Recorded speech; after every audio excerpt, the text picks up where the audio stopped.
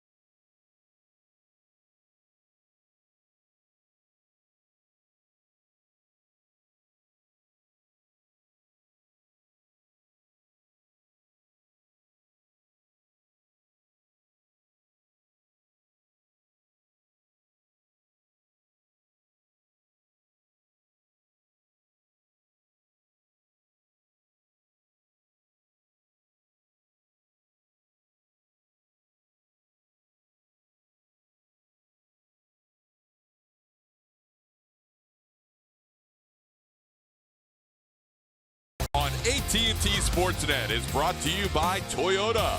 Let's go places. And by Southwest. Yes to low fares with nothing to hide. That's transparency. Astros looking for a sweep on this Sunday afternoon, and they will turn to Brad Peacock, making his 15th start of the year. More on number 41 when we come back.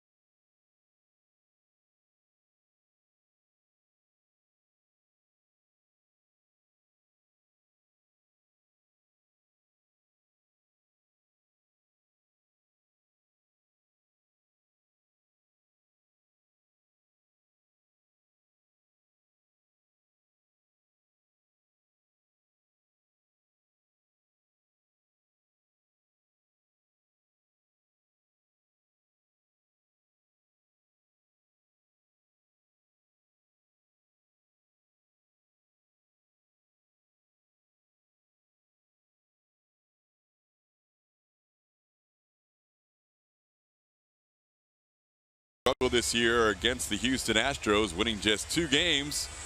Houston has won 19 of 21 going back to last year.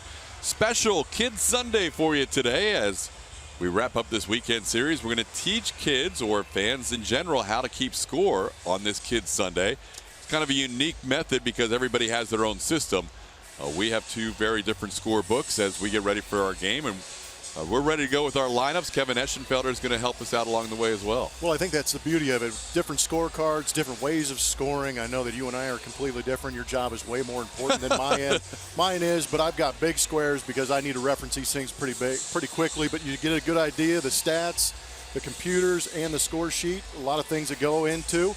Most important thing when you're scoring, for me, I do it in pen. Right here, the whiteout tape.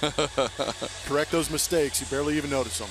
So yeah, that's how Blummer's scorebook looks. It's a fresh canvas, if you will, and everybody uses different notations along the way. There's some standards, like each position player has their own number. We'll go through that with you at home in a little while, so you can help to learn how to keep score. Kevin Eschenfelder is also going to be joining us throughout the course of the broadcast. And Kevin, you have your son out there. Yeah, I took a random subject, one that we could afford to have on the show. So that's my son, Jake. And yeah, we're going to score the game. He spent a lot of time in a dugout, a high school dugout, charting pitches, doing things like that. But you don't necessarily know how to keep score, right? No, sir. Nobody ever really taught me how to keep score. That's on me. But we're gonna change that today. The key is, if you want to score with us at home, is that there's no wrong way to keep score. It's if you can tell what has happened in the game, then you're doing it the right way. So if you know what's going on, you're doing it the right way. I do use a multicolored pen, and Blummer, you and I do a similar deal, is that I use red for hits. And we'll see this during the game. I kind of color code it. And Todd, and you know, with our jobs, it's a little different from the standpoint. We may score a little different than someone at home would, because we need to make reference to things in a little more of a quick fashion. So we'll take a look at that. No wrong way to keep score, but we'll walk you through it throughout the entire day today. Yeah, that's very important what you said, Kevin. It's whatever you can learn from your own scorebook to tell you what happened in the game. That's all that's important, and everybody has their own style. As we get ready for baseball on this Sunday with Brad Peacock on the mound for the Houston Astros. Let's see how Bob Melvin will line things up. He'll have Boog Powell at the top in center field. Marcus Semien back at shortstop. He has started every game that he's been active this year at short. Matt Joyce has been all over this lineup. He's in the 3 spot today. Jed Lowry, the former Astro, hits cleanup without Chris Davis in the lineup. Ryan Healy is the DH. Matt Olson, the first baseman. Chad Pinder is in right field. Matt Chapman is the third baseman. And Dustin Garneau, recently acquired from Colorado, is behind the plate. Brad Peacock going for your Houston Astros. 14 starts this season for the Houston Astros. He's got great numbers. That K per 9 is 11.82, trying to get to that 12 spot. I think what's been great about Brad is the ability to locate the fastball and the slider, which has kept those home runs down. He's been getting roughed up a little bit lately, but I think a lot of it has to do with the fact that he's gotten so much run support that he's been pretty much pitching to the heart of the plate, trying to get guys to get themselves out. First pitch from Peacock is a fastball that misses just outside. Dan Bellino will call the balls and strikes today. Peacock making his 15th start of the year, his 28th overall appearance. Powell takes a called strike. It's 1-1.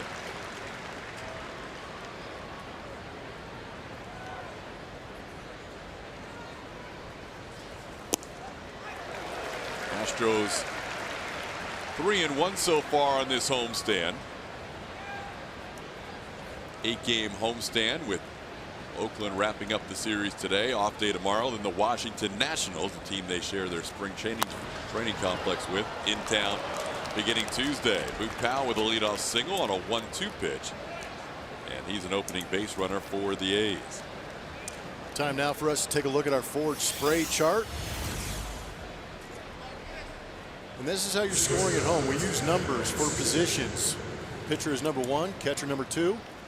Then around the diamond, 3 is at first, 4 second base, 5 at third.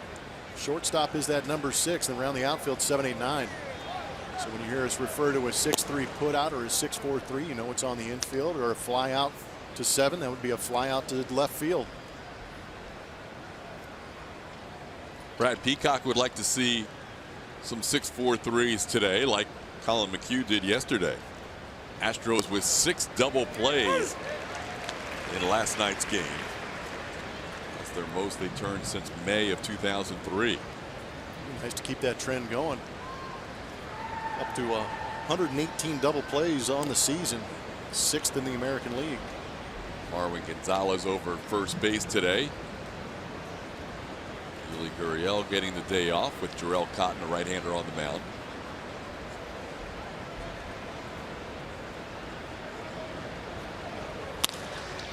Towards the hole. Bregman quickly cuts it off. His throw is wide of Altuve and into right field. Powell's going to be sent all the way home. Josh Reddick's throw home will be cut off, and trying to get the runner at third. That ball's thrown away. And a Little League home run, if you will, for Marcus Semien as he circles the bases on a multiple error play. That ball never was secured the whole time around the bases. Good grief.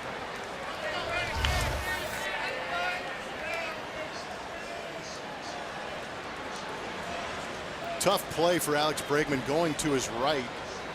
You can kind of see the bobble, so that tells me he did not have a grip when he yanked that throw to Jose Altuve. With Marwin cutting, he had an opportunity, but spikes it and it gets past J.D. Davis. And like you said, Todd, after it gets past J.D. Davis, all of a sudden we have a Little League, probably perfect timing, Little League home run, considering the Little League World Series is going on right now. What a way for our How to Keep Score at Home to kick off. You want the telestrator? Holy cow. A single and a double error. Here's Matt Joyce. Well, that's not the way you want to start a game. Hey, guys, I went to get popcorn. What happened? Get the tape. Holy cow. Oh, man. I'm going to figure this one out. Yeah, decipher this and get back to us. Okay, yeah. As you move runners along the bases in your scorebook, Boog Powell moved all the way around on the single and the double error. Now to the right side, Altuve has this one. And after a rough start defensively, a little bit of a sarcastic cheer from the crowd as the Astros make the routine play. I'll say, okay, so we're going to score Marcus Semien. He gets the 1B. You can write 1B like I do in the middle. And then he advances on the E6. And on his way to third base, you've got an E3 that allows him to come all the way around and score. Wow. If that makes any sense. It actually does. Well done, Blummer. I'm trying. Strike on the outside corner to Jed Lowry. And of course, Boog Powell comes all the way around and scores also, so you've got to fill in those 2 runs on your score sheet. Right, you were showing the block strictly for Marcus Semien. Yes. So here's my question. Marcus Semien reaches on a, did you say Marcus Semien reaches on a single, or is that a fielder's choice? Single. Single. It is a single. Okay, so that is an official score. score's discretion. Yep. Well, that certainly clears things up. It actually did help a little bit. Okay. Limit the damage.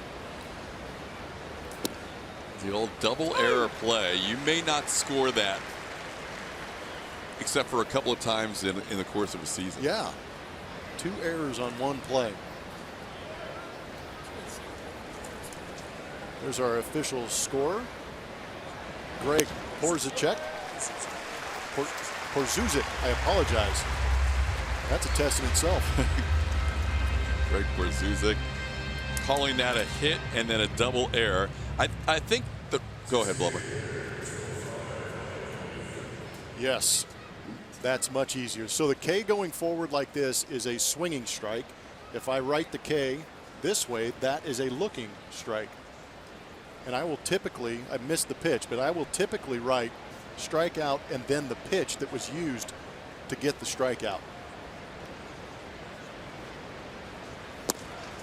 Fastball at the knees. 93-mile-an-hour fastball.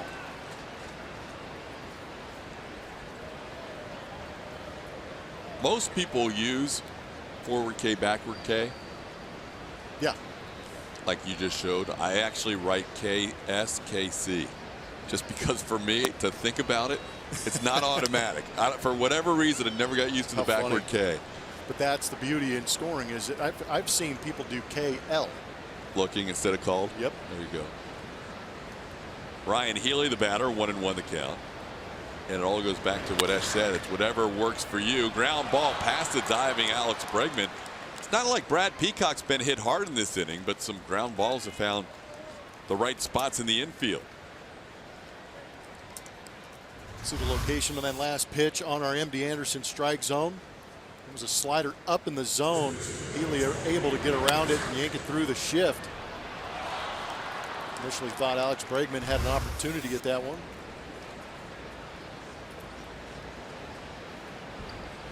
Here's Matt Olson, back with his 6th stint with the Oakland A's, recalled again on August the 8th. Taking a called strike.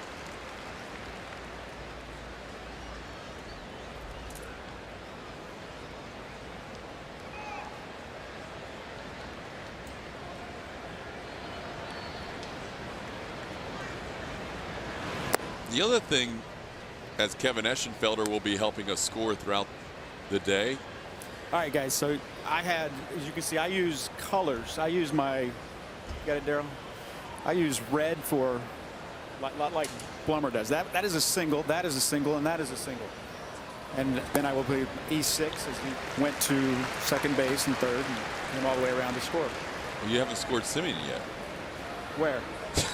Well, I haven't. See, because I've been so worried about teaching out here. Is it 2-0? It is 2-0.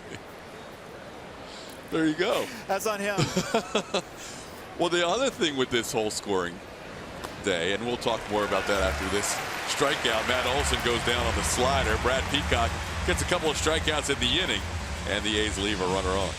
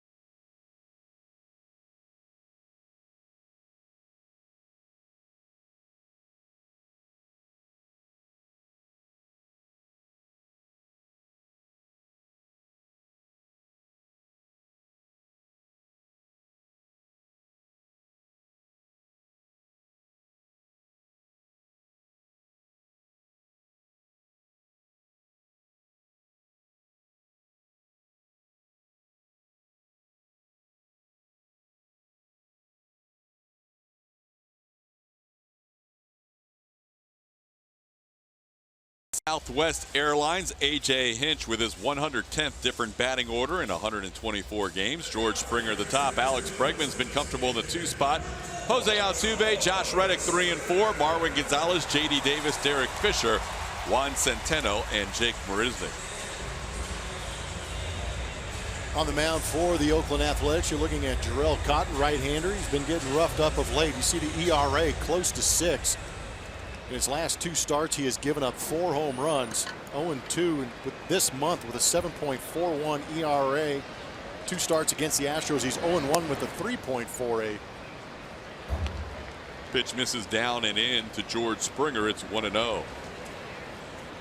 Springer coming in, batting .306, team leading 28 home runs. No longer the team lead in RBIs as Marwin Gonzalez took that over yesterday. Fouls went out of play. It's 1-1. Springer with 9 leadoff home runs. His last came against the Oakland A's on June 28th.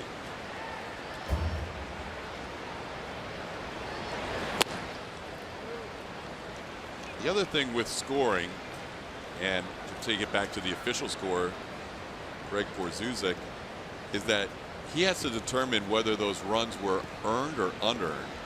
And that's really advanced scoring because you have to recreate the inning as if there were no errors. The last inning, he had to recreate the top half of the first inning as if every play had been made cleanly. And in doing so, he determined that one of those 2 runs was earned and one was unearned against Brad Peacock in the first. There's an app for that. And I'm very thankful that there is.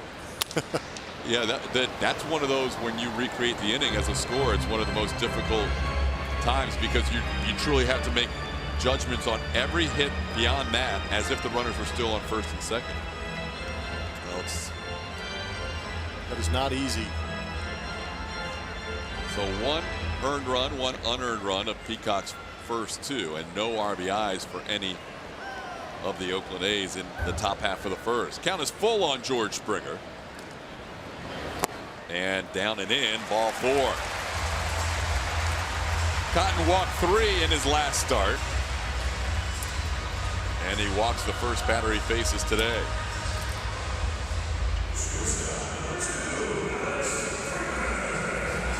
That'll bring up Alex Bregman.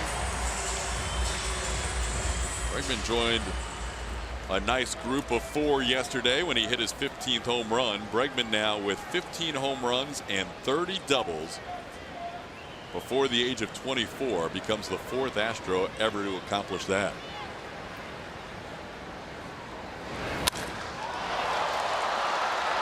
In the air to center field. Hal is back there to make the play. Bregman retired on the first pitch.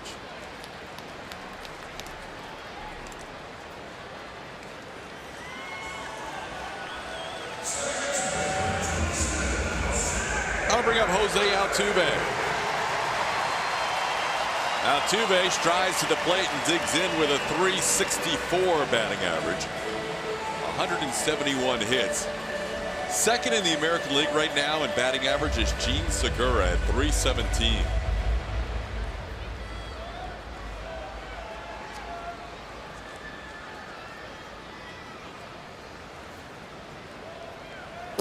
Altuve has such a big margin between himself and Segura in second place that for him to fall behind Segura's current batting average, he would have to go 0 for his next 70. Sounds like a lot of fun. Doubt that's going to happen. Altuve with his 51st multi-hit game last night takes a called strike and he's down to the count 0-2. He's had a multi-hit game in 5 of his last 7.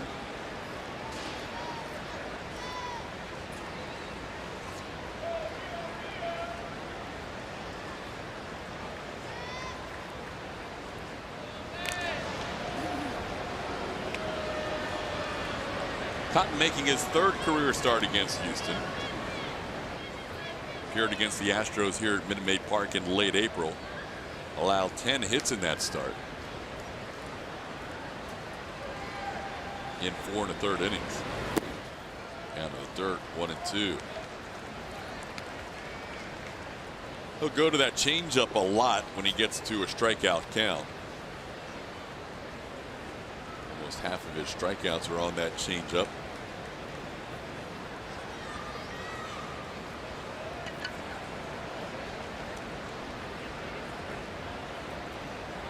Sorry, I'm still scoring that first inning for the A's. I haven't left. Fastball away. Altuve fouls it out of play.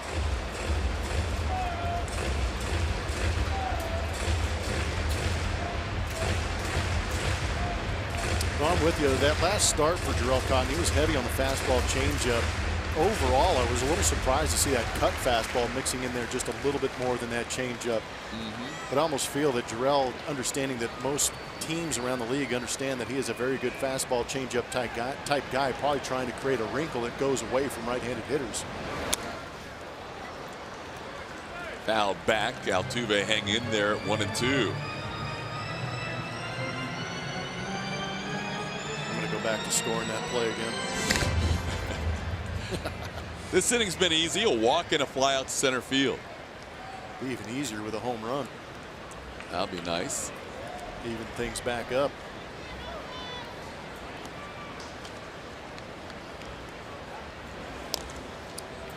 And the difference in our scorebooks is I actually had the opportunity to talk with the Astros public relations, and they worked with me to create a scorebook for me. Have you always used that scorebook? I have, and they're in the works of building mine. Nice. Should be ready for next season. I have used the scorebook, and it's actually a store-bought sporting goods scorebook, rather, and it was just one that I got comfortable with as a kid, and I've never changed all the way through. You've been scoring since you were a kid. Yeah, there you go. That's a great story. I used to be one of those kids at the games that would keep score, probably since I was about 10 years old. That is beautiful. Yeah, it was. How do you maintain? I mean, obviously you've evolved as far as how you score a game. I don't think I have any of those old scorebooks. It'd be great to read some of the lineups. But it's basically, let's see how close I can get up with this. It's got the little grids that you saw earlier, the individual grids. And yeah, that's actually your box on the screen when it pops up. That's actually the square that Todd's working with. And then Blummer's is a little different. His is more of a clean palette. I've got the defense of the Oakland A's, the Astros lineup, and Jarrell Cotton is here in my pitching grid. Popped up. This one will be playable. Altuve after a long at bat. And Olsen puts it away. Still was backtracking when he made that catch, and a little wry smile for the second out. Ash, what does yours look like? Okay, there's mine. See, I've got the, oh, yeah. the one from the Astros. And on the inside, mine is very much more like Blummer's. I've got my defense. I've got the A's defense. I've got the Astros lineup right here. And I will have Brad Peacock's numbers right here, so I keep all my pitching numbers right there. But you can see I do BB. I do 8. A lot of people will do F8. Whenever I'm looking at my scorecard, I see F, I think foul. So if a pop up to the third baseman, I will write 5. If it is in foul territory, I will write 5F. And just different strokes for different folks, whatever works for most people would put 8 or F8 for a fly out to center field. Well, for instance, on Jose Altuve's pop out to the first baseman, I put PO3. There you go. So I know it's a pop out. 3. I would put F8 myself because I like to differentiate between a fly ball and a line drive. And I will put an L next to a line drive, so go. I assume that everything is a fly out, or unless it is a line drive. So I'll put 6L, like a line drive to the shortstop. You and Blummer had the exact same scorebook, it looked like. I think so. I think it's very similar. The exception is he keeps the opposing pitcher on the same side as the Astros lineup, and you have all your Astros on one side, it looks like. And my handwriting is much better. I don't know about that. I'll take you to task on that one. Wow. It's a bold strategy. Josh Reddick fouls one away. Counts 2-0. Let's see Plummer's handwriting.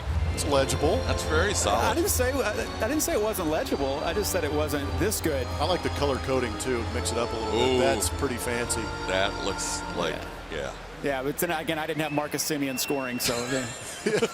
Small detail. There you go. 2-1 the count to Reddick.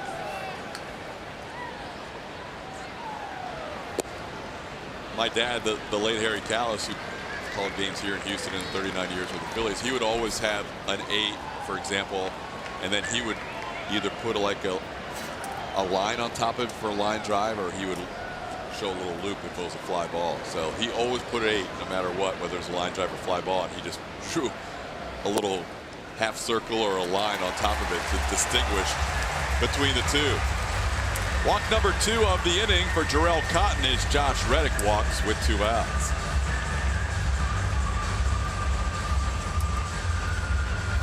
BB, is that standard? Yeah, base on balls, BB. Some people use the W. Ash? I'm a BB guy. There you go.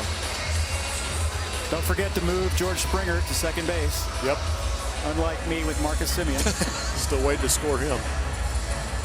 Your game looks better from the Astros perspective. 1-0 instead of 2-0. Here's Marwin. Marwin coming in. 2 for 15 on this homestand. Has dropped that average down to 308. Takes a call strike. 0-1. That little bit of a cut fastball up and in on Marwin. He's thrown that cutter a little bit more this year, as he said, trying to add a little wrinkle in after being heavy fastball changeup. Way upstairs. Marwin drops the bat. Seemed like it was more high than in tight. Either way, Marwin didn't like it. It's 1-1. That's where Garneau wanted it. Like you said, maybe on that inside line, but anything up around that head, you can see hitters overreact. Cotton has struggled a bit in this game finding the strike zone. He has thrown 22 pitches, 50% strikes, 50% balls. Changeup misses, and now it's 2-1.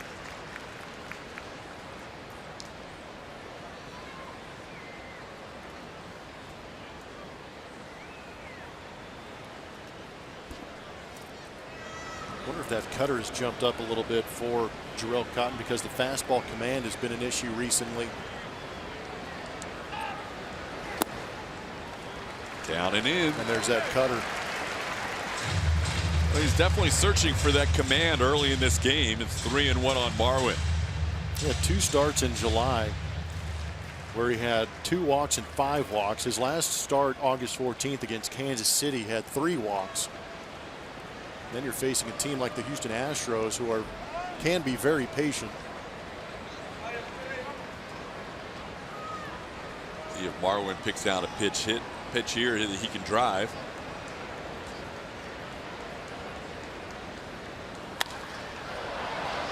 Foul, left field side. Long look by the third baseman Chapman, and he makes the play. So Chapman doing a good job navigating the stands, putting away the foul pop by Marwin Gonzalez to end the inning.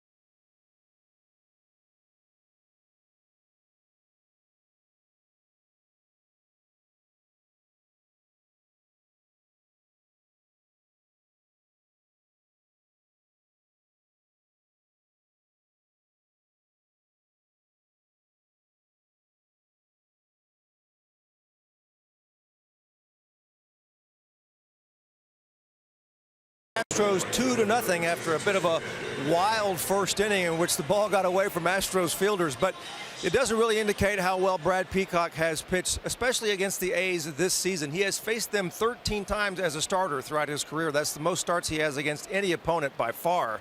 So far this year, he's faced them twice out of the bullpen and 2 other starts in addition to this one. And there you see the record in his starts: 2-0, 2.19 ERA, as Brad Peacock continues to surprise everybody on this Astros staff. You know, when they broke camp, if you had told A.J. Hinch that you were going to get this kind of a season from Brad Peacock, he would have thought you needed drug testing. But Peacock has stayed healthy, and that's really been the key for him, mixing his pinpoint control of that fastball for most of the season with a very good slider has him up among the league leaders. He's really become an elite strikeout pitcher, guys.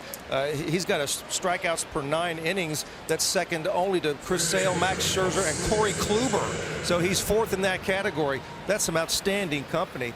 And in his last 5 starts, he's only walked 7 batters. So his control really has been the key to what he's been able to do this year. Yeah, lots of strikeouts and walks against the A's this season. He allows a leadoff single to Chad Pinder. So far in 12 1/3 innings, he had 18 strikeouts and 11 walks before this game. Picked up 2 strikeouts in the first inning. That hit by Pinder was the 4th for the A's.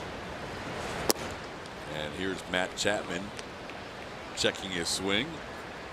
1-0.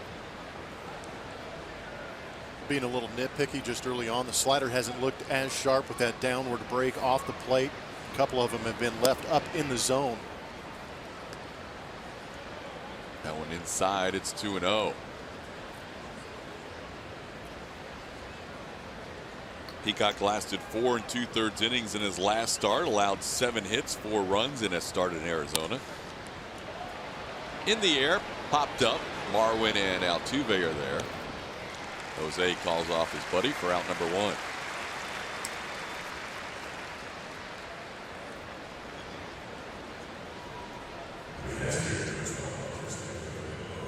We've got. I loved watching Barbara Bush score Astros game. That's awesome.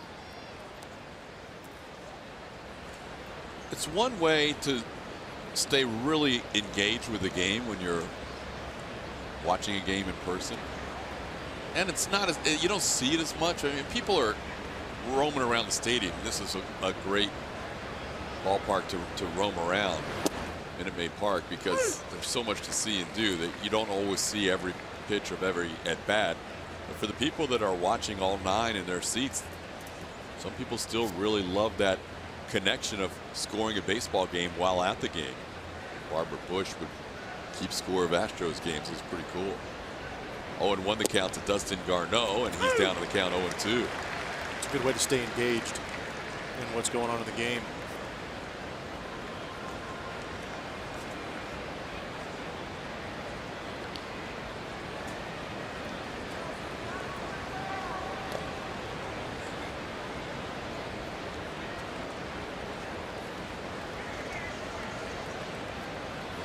Brad Peacock working on that first base side of the rubber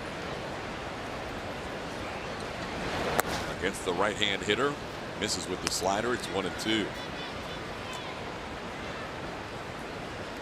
I will also actually use the MLB.com game day website for in-game numbers as far as pitch counts, number of strikes, runners in scoring position. A lot of the peripherals are very good on that. Or if I just get completely lost and I want to look up what happened. Good slider there. Peacock picks up strikeout number 3. Connect to Astros baseball all season with the MLB.com @Bat mobile app. Customize the app for the Astros and get awesome stuff all season by subscribing to @Bat Premium. Blackout and other restrictions apply. Download MLB.com @Bat today, the #1 app for live Astros baseball.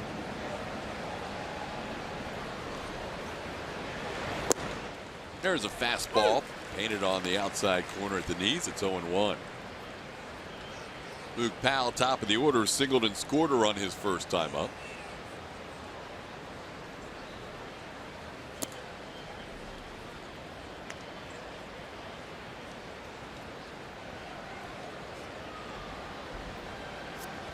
I'm getting a lot of people on Twitter saying that they really like keeping score of games, more so than I thought. Yeah, no, and fans are actually pretty excited to see that we are talking about scoring games, which is great. Well, that's different. That's Shading in the guys that don't hit that inning. Well, it's interesting that Justin does that, because I use a highlighter to mark the end of the inning, so I know who's leading off next inning. We might have a caught stealing to put into the book, and we do. Juan Centeno to Alex Bregman, covering from the shortstop position. We'll show you how to score that when we come back.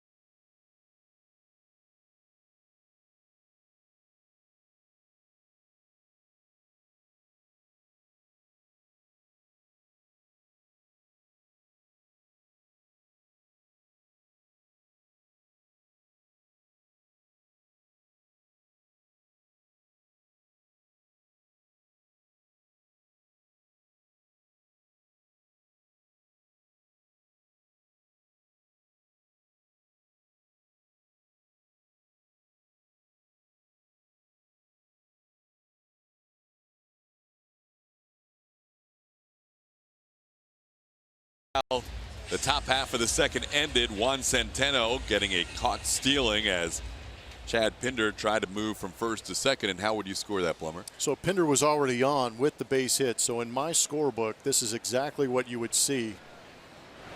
I apologize. And we are back. And I will put a slash here, and I'll put a big C and an S. And then I'll put a slash also at the bottom of the order, because leading off next inning will also be Boog Powell, because he was at the plate when that third out was recorded. Fouled back. J.D. Davis. I don't actually write the CS in there. I just have 2 to 6 and then the word out. But same thing, I'll throw the line up there so you know where the next hitter starts the inning. In this case, Boog Powell. And then out number 3 recorded on the caught stealing. Nice throw by Juan Centeno.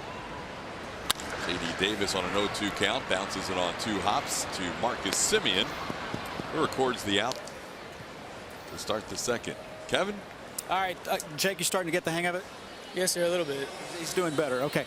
Somebody asked on Twitter, they said, what happens when you bat around in the order? And thankfully, we've had that problem a lot for the Astros this season. So I went back to a game on July 7th, and it was part of a 6-run second inning for the Astros. And I'm looking at this upside down. But there's my slash from the previous inning. So Evan Gattis led off with a walk. So I go through here, 3-run home run by Springer, goes down. So now Gattis is batting again. So I just write it smaller in the next inning over, if that makes sense. And then I see it. Now I have a pitching change right here. And then the next is a strikeout, and then that's the end of the inning. Is that, if that helps? So I'm just trying to look at some questions that we're getting on Twitter, and that is that's how you'd score it, as they bat around, and that would be a 1-3 putout. And I'm a CS guy as well. Caught stealing. There you go. Yeah, that's a 1-3 with the bare hand stab. In fact, Nick Paparesto, the trainer, is going to come out and look at Jarrell Cotton. Yeah, anytime you see that pitcher throw the bare hand out there, there's always cause for concern. Wasn't hit very hard, thankfully. But if you're scoring at home, just your standard 1-3. So Ash uses just a smaller writing next to the inning. I actually go into the next inning box and then move every inning forward past that. No, that's exactly what I do too. And I will take my white out and I will white out the rest of the innings and rewrite and just move everything over a column. I'm with you on that. And we have, as Esh said, fortunately seen that a lot this year. We have had to deal with that a lot. But I think we had one. It would be fun to go back. This scorebook doesn't have that Minnesota game that has the 11-run inning in it for me. But that was the most beautiful disaster of a scorecard I've ever seen. There were 14 batters in that inning. The Astros actually had another inning where they sent 15 batters to the plate this year as Juan Centeno bats with 2 outs and nobody on. Astros down 2-0. A couple of errors in the first inning did not help Brad Peacock. Change up away to Centeno. It's 2-0.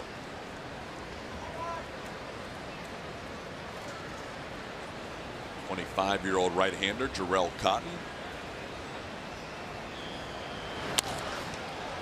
And Centeno sends it high in the air. Left fielder Matt Joyce comes in and makes the play for the final out. 8-pitch inning for Jarrell Cotton.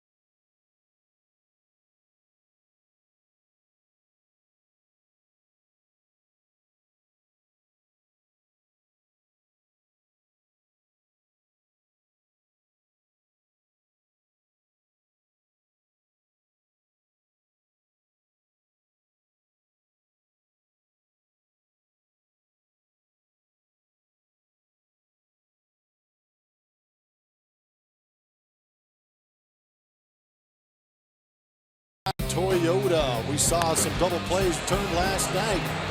That was Altuve to Bregman to Yuli, which was a 4-5-3 with the shift on. There's a traditional 4-6-3 double play. Then you have another 4-6-3 on a great short hop pickup. But around the horn, that's the one, 5-4-3, because that goes to the corner, to the middle, to the first baseman. Big double play to end that.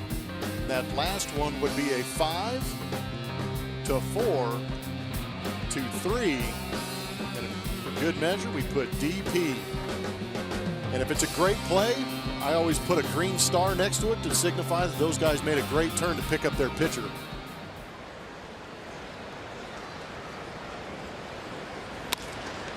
Into shallow center. No great play on this one as it falls in between Bregman and Marisny. Jake will underhand it to Alex for a leadoff single. Boog Powell's now 2 for 2. A lot of people use that star. Guy I worked with in Tampa Bay, Dwayne Stats, would always put a star next to a great play. Yeah, I'm like Kevin. I'm big. I have the 4-color old school pen. Somebody wanted to know if Frank Robinson was going to be penciled in behind Boog Powell. That was a good one. But the base hit, I love the color coordination. Speaks to me, and obviously I've used it over the last 5 years. But it's all for us. It's all about what we can pick up on quickly to be able to relay the information to everybody at home. And for you, by coloring in the run scored, it kind of tells a story in your book as the game's progressing. Yeah. I use a green highlighter to color in the score if a runner scores. Pitch outside to Semien. It's 1-2. Marcus reached on that crazy play. If you're just joining us in the first inning, the second batter of the game, infield single, and then a double error allowed Semien to come all the way around the bases on a ground ball that never left the infield until it was thrown away. Ground ball foul of third. fan who brought his glove makes it pay off. That young fan couldn't be happier about it. 1-2 the count.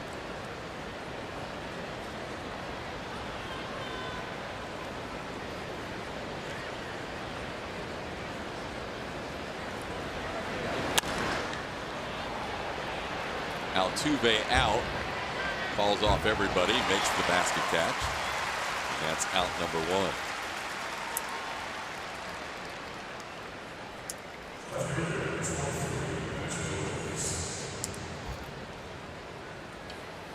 This is a Kids Sunday if you're just joining us. The reason we are focused so much on the scorekeeping part of the game is we're trying to teach kids and adults alike how to keep score of a baseball game.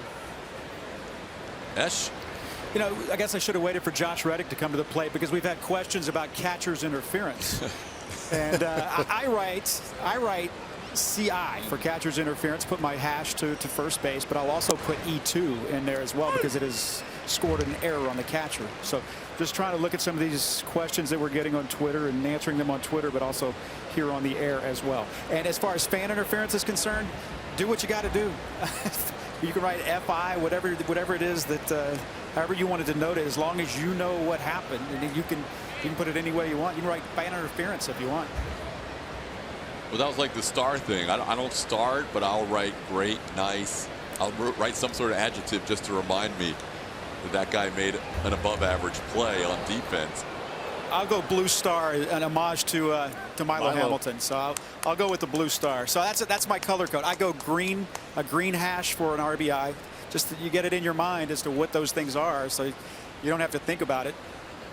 You guys always have the multicolor pens ready to go. I've got probably 5 of them in my bag. There's a swing. And if you get into a losing streak, if you get into a losing streak, I change pens. Nice. That's next level.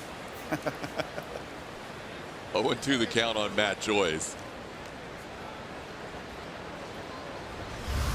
Pretty good job by Centeno. This is a slider breaking in, swinging over the top, and with the momentum of Centeno kind of going towards first base, picked up his first baseman Marwin and fired it down there just to make sure he keeps Boog Powell on his toes. Centeno on the last road trip got to enjoy watching Ivan Pudge Rodriguez honored in Arlington. And there's a swing and a miss at another good slider. Brad Peacock gets Matt Joyce on 3 pitches. So this is what we're talking about. Watch the bat and the glove. As he comes through, you see it connect with the glove, knock it almost clear off. And that allows the base runner to get to first. And like Esh said, you can put CI, or you can just put a simple E2, or both. But that is how it is officially scored. I use both. I usually just put E2, because if I see the little red line going to first base in an E2, that gives me the idea that it's a catcher's interference. That last strikeout was a strikeout swinging. Do everything in the third. 4 strikeouts now for Peacock. And with it being an error, that at bat doesn't count against the hitter. So it would just be an 0 for 0 if he gets on with that catcher's interference. 1-0 the count to Jed Lowry. He was the first of the 4 strikeout victims his first time up.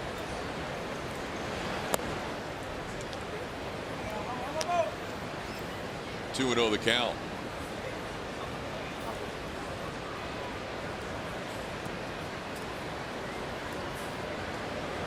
And note to people at home, you've got to move to the next inning. Got a rookie mistake out here, but that's okay. We're learning. Throwing yourself under the bus. I looked down, and we had a lot of things going on in the second inning. So we moved over here to the third. So you got to move to that next inning. Hence the reason you bring Whiteout. the whiteout. Yeah, Blummer and I keep Whiteout in business. We should get a contract with them. Tough to keep score when it's upside down. Or I guess nowadays you call it correction tape. It works. We use a lot of it.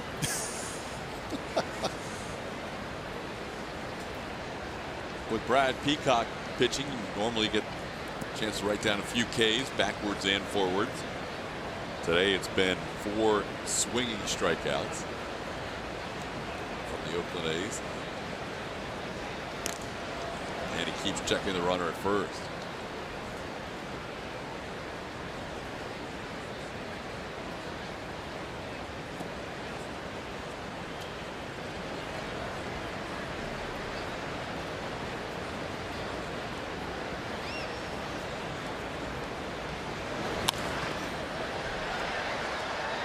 Peacock and Lowry involved in a deal back in 2013.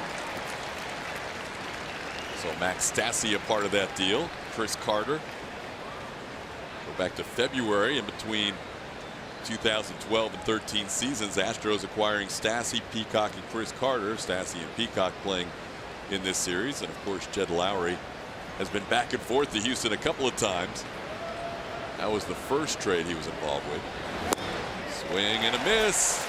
Chalk up another strikeout for Brad Peacock. That's 5, including 2 in the inning, as he gets Joyce and Lowry to end the third.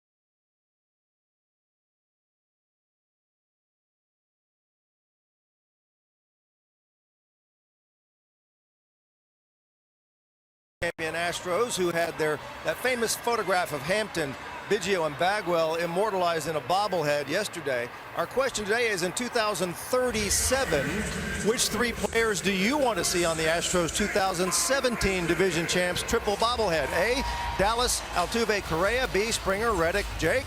C, Altuve, Marwin, Bregman. Or D, right in your own.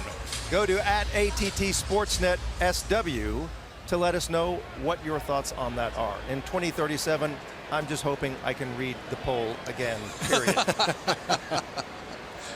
Well played, Bart. As we get the first pitch down low for a ball to Jake Marisnick. Well, I guess it could all depend on who gets to put out for the final out, if they're going to try and recreate that iconic moment of when they actually wrap things up. Yeah, that could be anybody. Ball hit well to left field, going back Joyce. He will watch it bounce up against the bullpen fence. Marisnick to second. He has himself a double. First hit of the day for the Astros is an extra base hit. Good swing from Jake. Likes to ambush that fastball early on. He got a good pitch to hit right here. If you're sitting on that fastball and you get it, you don't want to miss it, and Jake did not. Those taller, lankier guys like Jake are usually pretty quick in the zone, out of the zone, but he does a good job of getting the contact and driving through it. Easy double with his speed. Let's see if that can start to ignite things for the Astros offensively. Hadn't had a hit against Jarrell Cotton, who had been struggling over his last 5 starts. Now the top of the lineup batting with a runner in scoring position. Springer takes a called strike. George walked his first time up.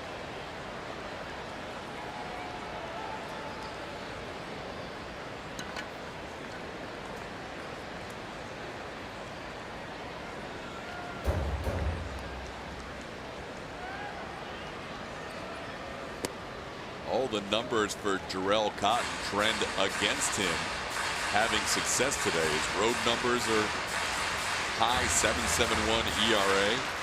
His AL West numbers are high, 7.75 ERA inside his division.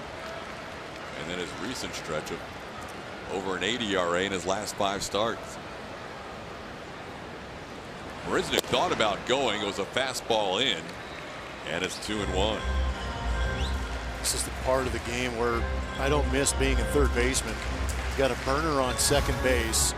See Jake getting a little frisky out there, picking up on the rhythm of Jarrell Cotton's move. But if I'm playing third base and I've got Jake Marisnick, and now you've got a conversation at the mound, but if I'm playing third base and I've got a guy like George Springer, we saw last night that ball jump off his bat. I've got that in the back of my head, and I better be real sure that Jake is going to third base, because I've got to come in initially to react to the contact zone, and then rush over to third base to cover third base on the possible throw from the catcher. Not fun when you're charging in against a guy that swings the bat as hard as George. George fouls one over our heads. By the time George is making contact, you're right, Chapman, and it's kind of early in the game, so you can kind of see the track marks for where the third baseman's played during the game. Yeah. By the time George swings, Chapman's on the home plate side of those tracks that you see. Right now he's deep, but as the pitch is coming in, he moves forward, and that can be scary, as you said, with a guy like Springer. Yeah, because the initial reaction is you come creeping forward to get closer to third base, but you can't go directly to third because it opens up that hole at third base. On the right side, that'll advance the runner. And on that last pitch, it was interesting because Chapman played a little further back with 2 strikes, not thinking Jake was going to try and take off there. The Shiner Light Blonde spotlight is going to fall on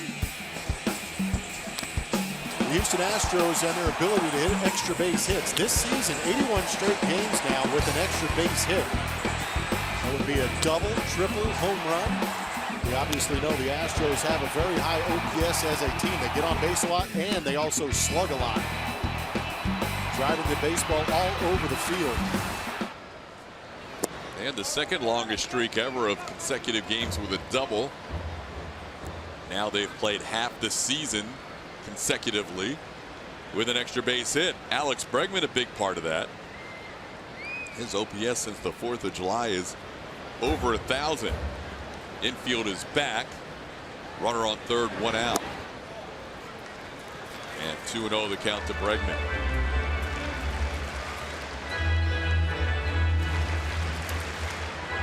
Alex joined a group mentioned earlier, 15 home runs and 30 doubles before the age of 24.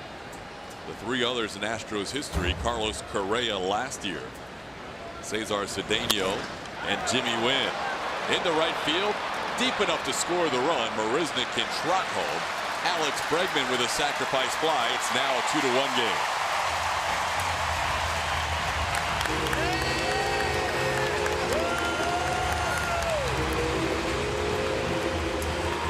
Good team baseball right there. Jake Marisnick with the leadoff double. George Springer moves him 90 feet closer than Alex Bregman with a runner at third base, less than 2 outs. Gets a pitch he can drive to the outfield. And there you see it. Sacrifice fly to the right fielder. And on my Alex Bregman scorecard, I write sacrifice 9, and then the lower right-hand corner, I will actually make a little dot with a blue pen to signify RBI. Ball down and away to Altuve, 1-0.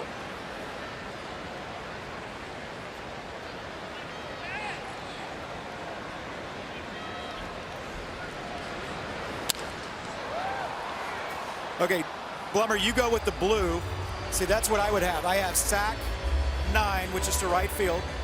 I go green. So as soon as I see green, I know that means I see red, that's a hit. I see green, that's an RBI. And then it scores Marisnick down here.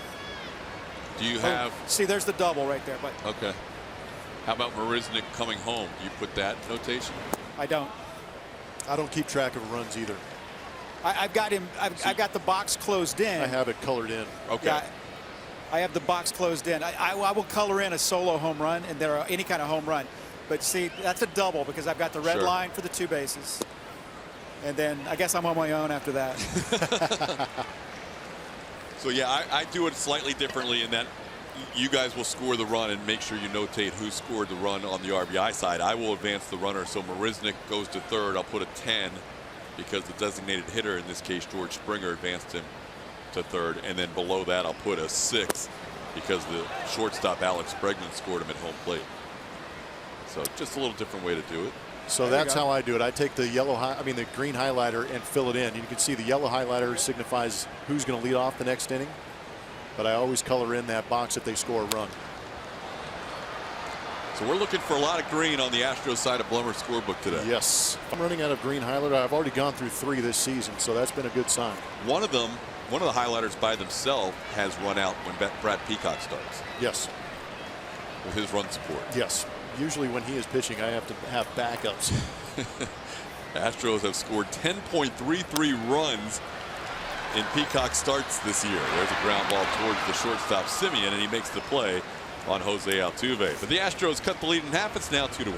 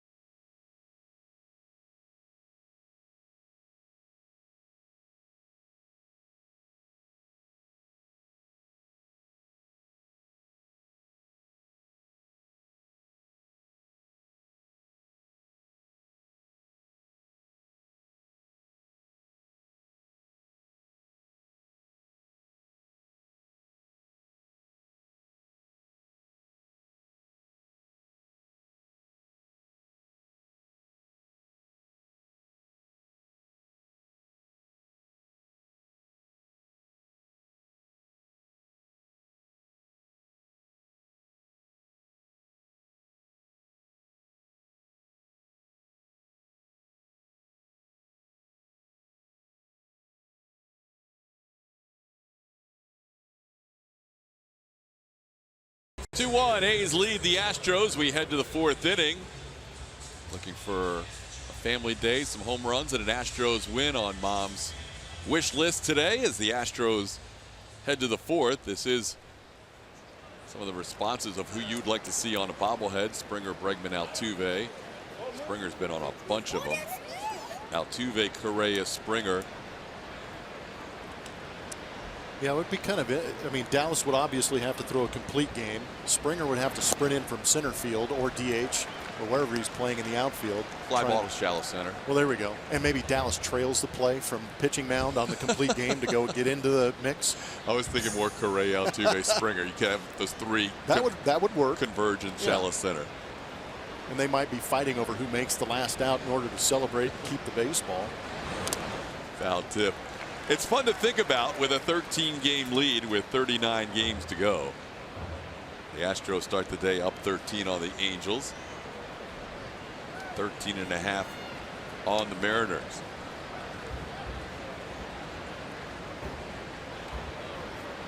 Mariners have won 4 straight. They're down today 1-0 in the 7th inning. 3-pitch strikeout. That's 3 in a row for Brad Peacock and 6 in the game. All the strikeouts have been the forward K's today. Creating the chase. It's a good thing for Brad Peacock. That means deception and location. Bart gave you the list earlier. The fact that he is in the same company, and again, this is with at least 90 innings. Brad hasn't qualified for enough innings to be in the league leaders, but the fact that he's in the same company as Chris Sale, Max Scherzer, and Corey Kluber, with strikeouts per 9, is pretty phenomenal. J.D. Davis makes the play. Are they going to make the call? Brad Peacock pointed up to the beam. Yeah, I think it hit the rafters, and if it hits the rafters in foul territory, it's a foul ball. But Why did Brad point it out? That was kind of. I'm with you, but that's Brad Peacock being Brad Peacock. He's being so honest. This is an out. Yeah, if he'd have just left it alone, would have been fine. J.D. Davis did a good job of playing it off, except Brad wants the strikeout. Let's be honest. He's so honest. He pointed out that hit the beat. It's 0-2. Well, he kind of like sheepishly went, ah. For those of you that don't know Brad as well as a lot of us do hanging around him on a daily basis, that is Brad Peacock to a T. He is just brutally honest about, hey guys, that hit the rafters. I can't move on in this game. I can't tell a lie. It's 1-2 the count. Well, yeah, the trajectory and how quickly that came down gave you a hint. Well, and J.D. Davis was going back towards shallow left field, and then you see him just coming back to it. Right here, he's going, hey, that hit the rafters, guys. What? Wait, nope. 2-2 the count.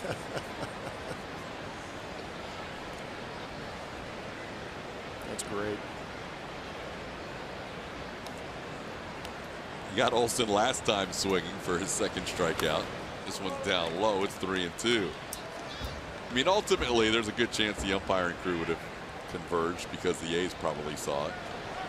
But the fact that Brad pointed out was kind of amusing.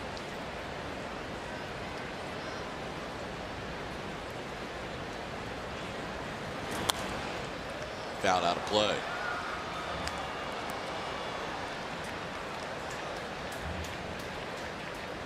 Astros with 1 run on 1 hit. A's have 5 hits in the game. 3 came in the first inning. They were also helped out on a double error on the same play. That's why Oakland leads 2-1.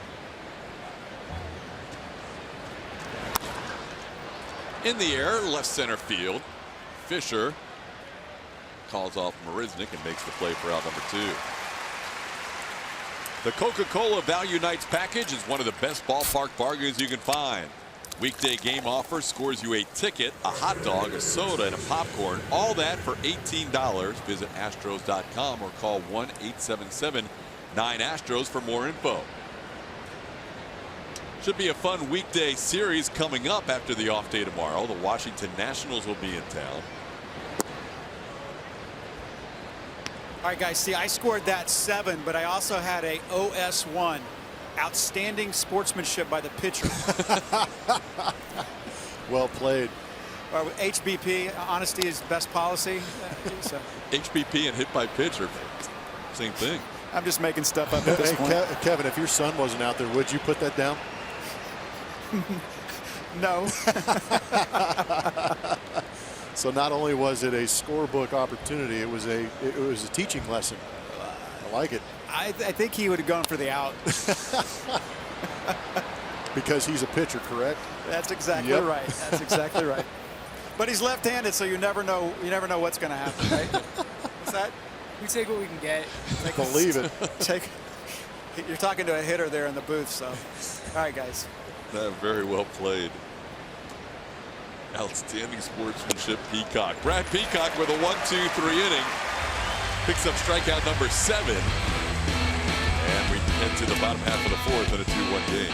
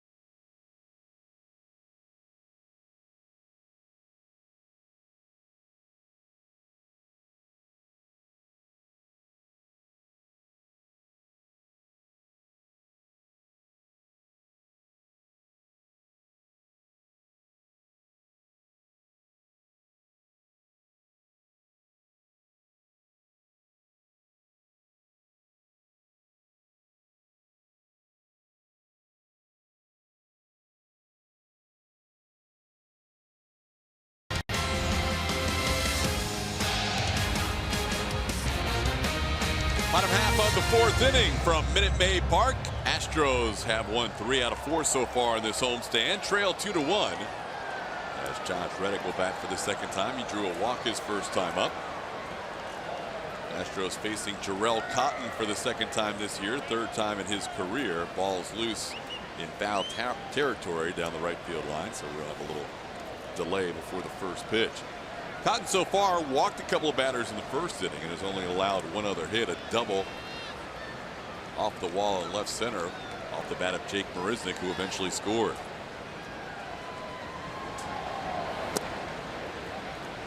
Cotton starts Reddick off with a changeup for a called strike. It's 0-1.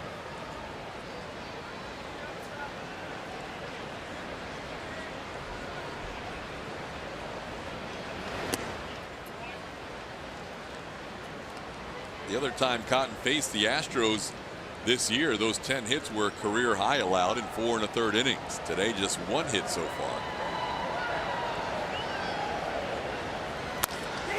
On the ground towards first. Olsen will take it himself and beats Reddick just barely. Josh made that a lot closer than it should have been. Out number 1.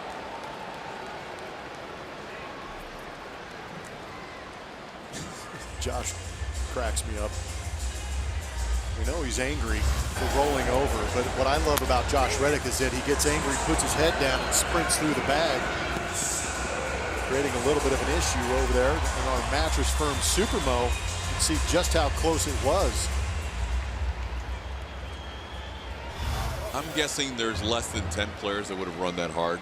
Yeah. On a little ground ball to first. There's different ways to vent your anger. He does it by barreling down the first baseline. Gotta love him. He has quickly become a fan favorite here in Houston. 0-1 the count to Marwin. Marwin popped up to third his first time up. And just to qualify, probably less than 10 players that run that hard every single time. It's not like some players are going to run hard occasionally, but when you hit a ground ball to the first baseman in a 162 game schedule, you're not going to run full out every single time down the line. But Josh Reddick does. Yes, that's a good attribute to have. Pitch in the dirt. It's 1-2. That's why he won the Heart and Hustle Award in his first year with the Astros.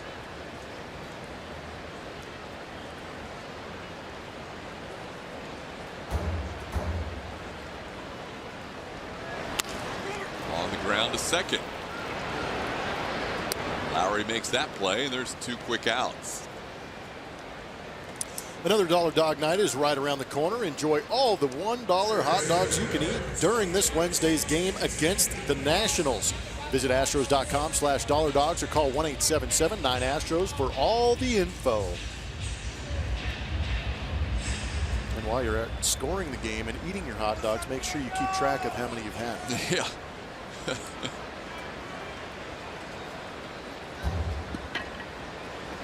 2 outs, nobody on. J.D. Davis misses that pitch. J.D. grounded out to short his first time up.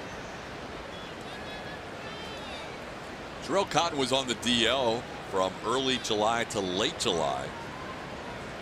Had a little issue with his blister on his right thumb. You have to go back to his last start in June, the last time he pitched this well into the 4th inning. He had 5 shutout innings in that appearance against the White Sox. He's given up 4, 5, 4, 6, and 6 runs his last 5 starts. Ball popped in the air, out of play.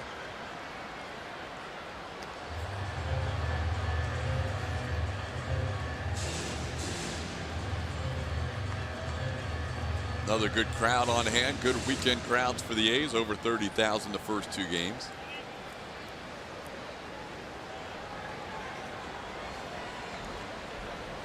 Only 19 games remaining at home.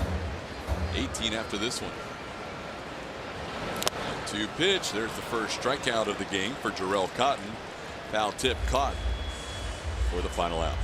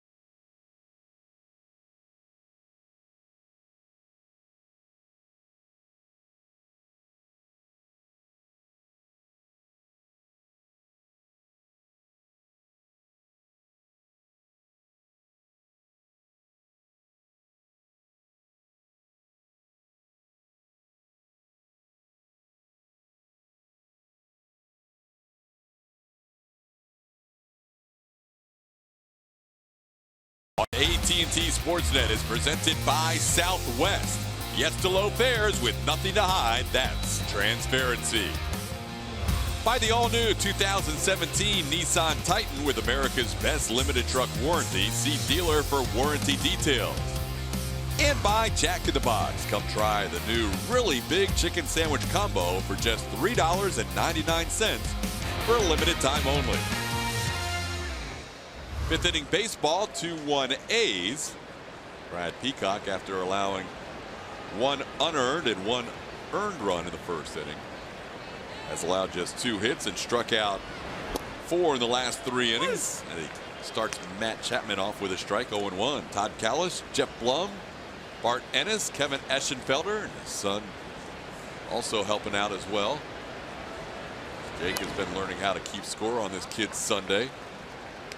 Now, Blummer, a lot of guys who play the game like yourself at the big league level and then eventually work their way into the booth. I've seen a lot of guys learn how to keep score as they've become announcers. Is that how? Yep. No, you're exactly right. I did not keep score when I was playing. Now, pitchers in the minor leagues will track pitches throughout the course of the game because they don't have scouts or advanced scouts that are able to do that for them at the big league level, so they've had to do it themselves. But the only reason I started keeping score is because I'm sitting in the seat that I'm in now. So I kind of developed that's how I developed my own idea of how to keep score and what worked best for me. That's pretty cool. And it's great that everybody does it their own style. And that's the first time for Peacock that we get to write the called third strike, the backwards K in there. Yep. And that's the thing. I mean, scoring is completely individual. It's whatever tells you the story about what happened in the game as each guy comes to the plate. Here's a called strike to Dustin Garneau, 0-1. And when you write down that additional information for you, for example, Dustin Garneau struck out his first time up. When you write down that pitch that he struck out on, now if he goes back and gets ahead of the count, again, you can look for him to try and go back to that pitch that he had success on, or maybe he can change it up. So that helps you tell the story about how guys attack the hitter. Yes, and it's early on, and I'm still relatively young enough to have a decent memory. So if I write down that he punched him out with a fastball, I can usually recall the sequence to get to that point. But you're right. If you see a guy punch out or you see a bunch of punch outs on the slider, that tells me that his slider's working effective for him. It also tells me if they're all right-handed hitters that are punching out on sliders, I can attribute that to the fact that he's using that effectively against those guys. He has gone to the slider, not just necessarily in this game or the last start, but if you go month to month, he has gone to the slider more often every month. And this is the year he's used the slider more than he's ever done in his career. In years past, in watching Brad Peacock, we knew that the fastball was pretty good. He was unable to locate it as consistently as we've seen this season. But we've also seen flashes of brilliance with the slider. But this season, it has been absolutely wiped out, put away, strikeout slider that we've never seen before from Brad Peacock. It has been incredible. Now it's a 3-2 count as he kind of got in on the hands there of Garneau, who needs a new bat. And this is the pitch. You know, he has enough confidence in that slider that he can make it look good and still sweep it off the plate even in a 3-2 count. And that's what Peacock and Centeno are talking about. You don't want to throw it too far out and not entice a swing because you don't want to walk the number 9 hitter. And that's the thing. Previously, his slider, he just kind of flipped it in there and hoped for the best. Here, it's actually pitching for a purpose. Early in counts, he throws the get-me-over slider. And like you're talking about right now, we've actually seen him be very good at starting that middle away, creating the chase or the deception that looks like a strike, and then it sweeps off the plate.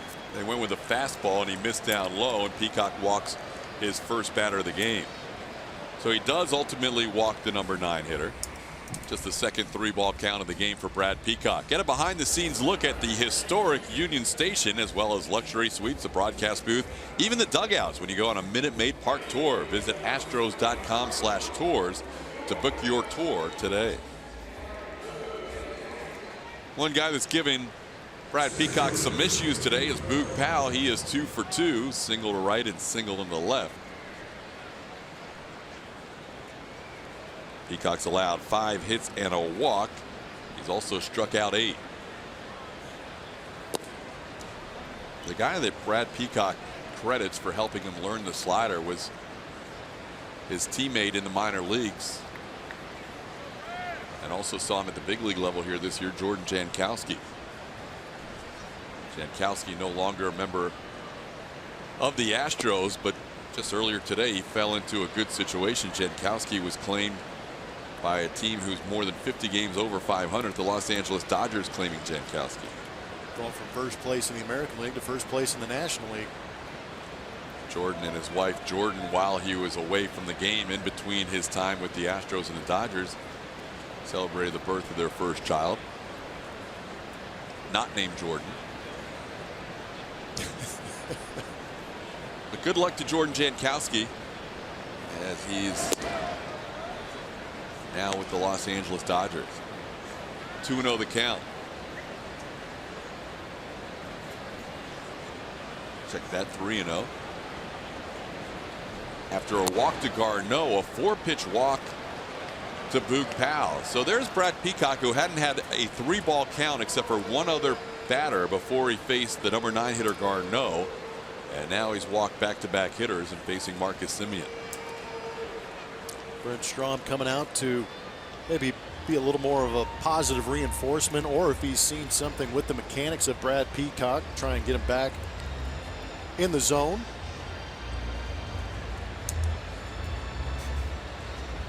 Three starts this month of August. He's only walked 4 hitters. He's done a better job with his command. That has been an issue at times this year, averaging almost 4.5 walks per 9 innings. But lately it's been better with the 7 walks over his last 5 starts. Losing the zone here for a couple of hitters, though. Now 2 on and 1 out.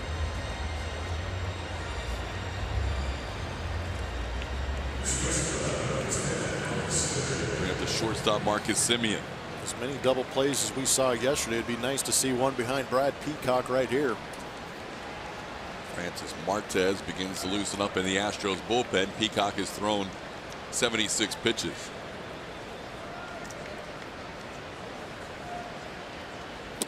There's that slider, and he gets it over for a strike. As a starting pitcher and you want to create concern in your manager, you start walking guys. Because the last thing managers want to see is guys leaving the strike zone. So you saw the strike with the slider on the first pitch and the wipeout slider for a swing and a miss on the second pitch. That was extreme chase.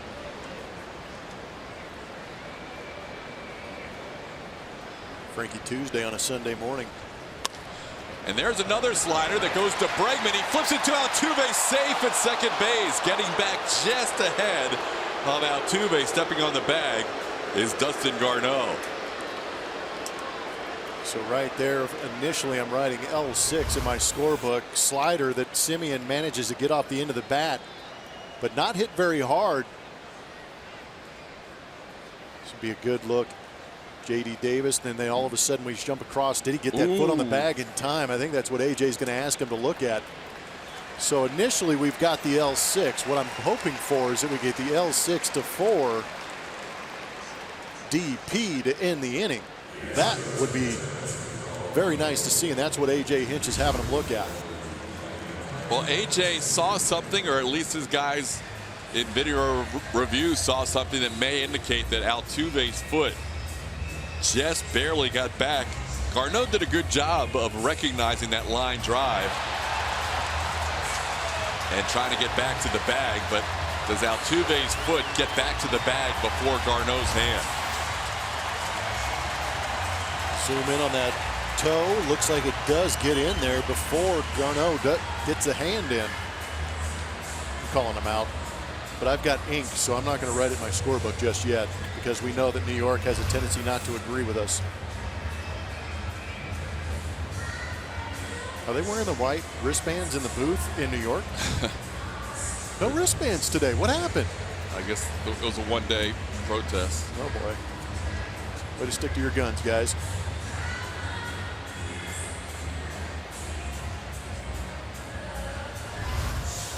This will be a good look at it right here. Catching a flip to Jose Altuve. Tell you what, that looks pretty good.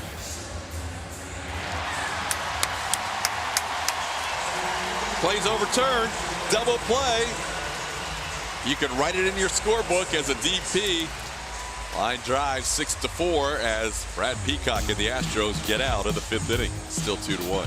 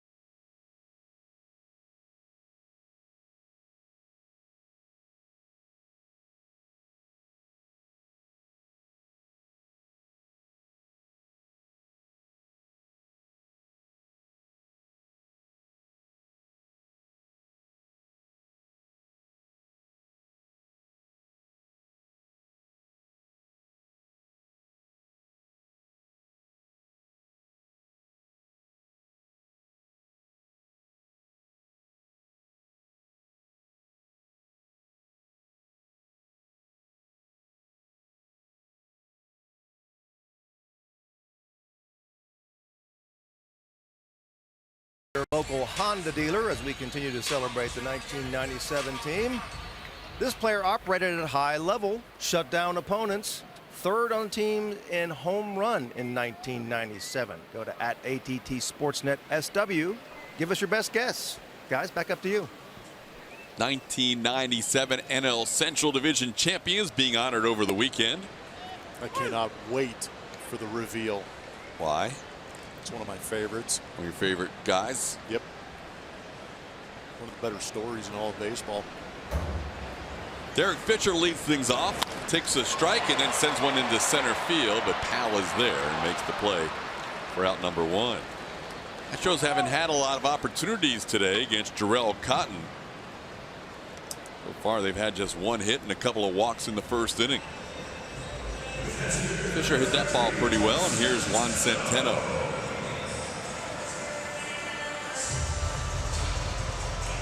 Centeno flied out to left field his first time up.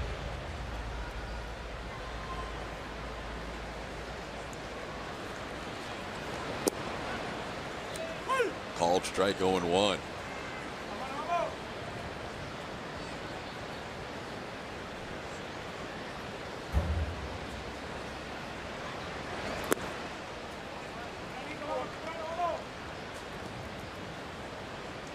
Cotton came over to the A's last year in the same trade that sent Josh Reddick to the LA Dodgers at the deadline.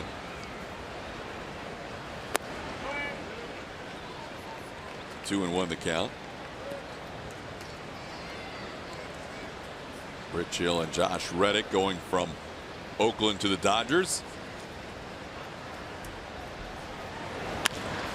Cotton, Frankie Montas, and Grant Holmes coming from the Dodgers back to the A's, and there's 2 outs in the 5th inning. Jarrell Cotton, after that double by Jake Marisnick, has retired 8 in a row. He has gotten extremely comfortable out there for the Oakland A's. We've actually seen him go to that 3-pitch mix as far as fastball, cutter, and changeup. Been effective keeping Astro hitters off balance. Not giving up high exit velos other than the one that Jake Marisnick launched out into left center field. It was the last base run the Astros saw. Changeup backs Jake off the plate. It's 1-0.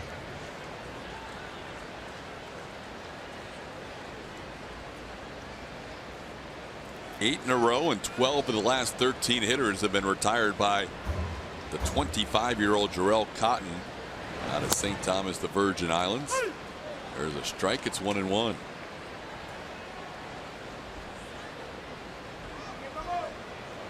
2 walks in that first inning led to 25 pitches for Jarrell, trying to get out of some traffic that he created, but he has been pretty economical since then.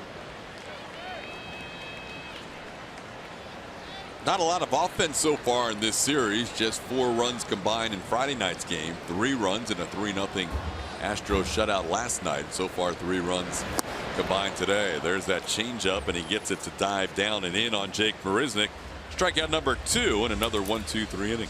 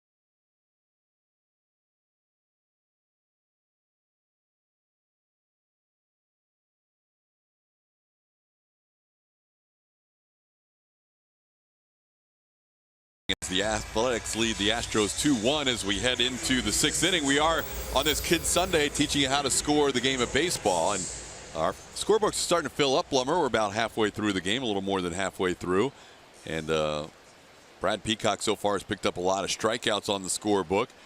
A couple of runs in the first inning, scored with the aid of an error there that made it a 2-0 game.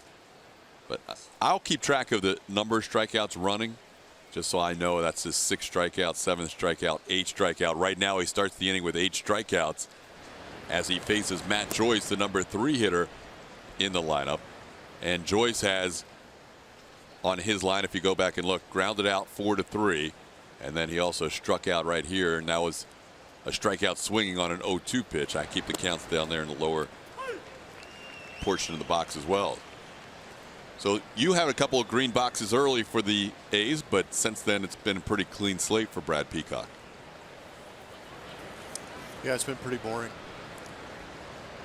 I wish there was more excitement going on. Fly ball to right field. Josh Reddick will make the play. And that's out number 1. So right there you'll mark an F9. Yep, just put an F9 next to Matt Joyce. I'll follow along with game days if I miss any pitches or any plays like that, and it gives me some of the peripherals. But yeah, the 2 colored spots are the 2 runs for the Oakland A's. If I flip it over, I've got the Houston Astros. Jake Marisnick scoring on that sac fly up here by Alex Bregman. But pretty simple. I got to write it big so I can look at it and make a quick reference to it. And you did make the change on the overturn on the review the last inning. I did. Back here, the L6, added the 4 to it. And the DP. And the DP in the inning. And I use the highlighter again. That just tells me that the box next to it is where I'm going to start that next inning, so I don't Kevin Eschenfelder it. Wow. We're just about to bring Esch back into the broadcast. Kevin, how's your scoreboard looking? It's going good. As a matter of fact, I've really not done much of anything. Jake has done. What's been the hardest thing about scoring for the first time? Scoring for the first time, hardest thing is just like paying attention and making sure you're watching everything that goes on. Imagine that, paying attention. Yeah, this has really been a good game to learn from too. After the snowball fight that started the game, it's been pretty straightforward. So not a lot of turns in the road. Yeah, it has been a pretty clean game in terms of the scoring. After that crazy first with a double error on the same play. This could end up being a situation if there's a ground ball towards Alex Bregman. Interested to see how you might score this, because Bregman right now, even though he's the shortstop in this game, he is currently in a position that's to the first base side of second base. And if there's a ground ball towards Bregman in this scenario, I will write down the normal 6-3, but then parenthetically I'll add above that the number 4 just to say he was on the second base side of first. I mean, excuse me, on the first base side of second, I should say. There's a pitch that gets away from Peacock. It's 2-2. Well, that's what was unique about the highlights we showed earlier with one of the double plays that we saw in last night's ball game. It actually went 4-5-3 because of that shift situation. If Jose Altuve gets a ground ball here, and if there was a runner on first, this was the kind of shift where you could have a 4-5-3 double play. Lowry fouls one back. It's 2-2. Because right now, if a ball was hit to Altuve and there was a runner on, J.D. Davis is a guy that's coming in motion towards first base. So that's the play that Bregman made yesterday. We saw that, and we also saw Marwin Gonzalez make a good play out of the shift where he knew Altuve wasn't going to be able to get to the bag, so he had to really hustle to the bag himself to make a 6-3 double play.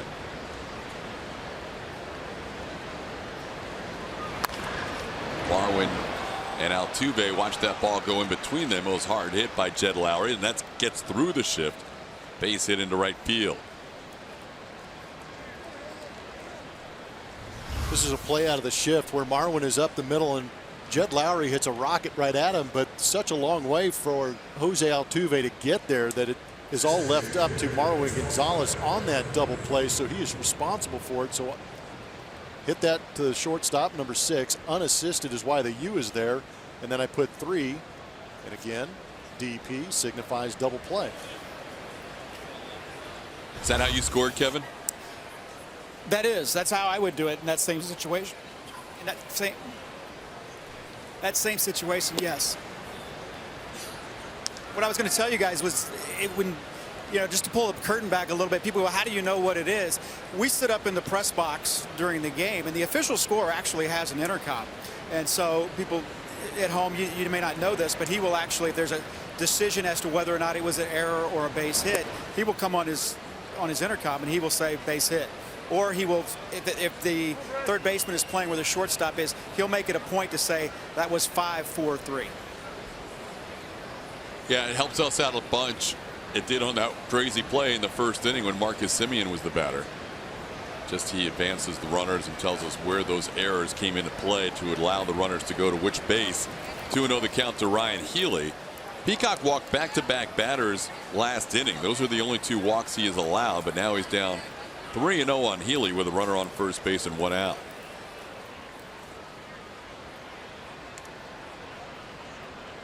Astros down 2-1. Jarrell Cotton's only allowed 1 hit through 5 innings to the Astros. 3-0 green light, and gets a foul ball off the bat of Healy. It's 3-1. Healy has just 16 walks this year and has struck out 114 times. May have chased ball 4 on that 3-0 pitch as we see the MD Anderson strike zone.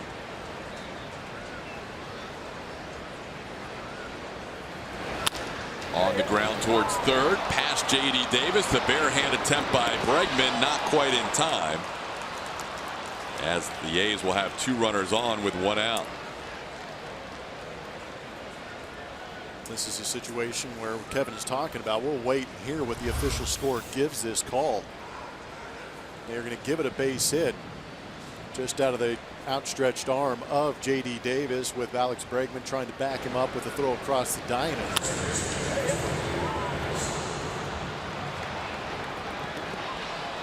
Here comes A.J. Hinch with 2 runners on and 1 out in the 6th inning, and he's going to go to the bullpen.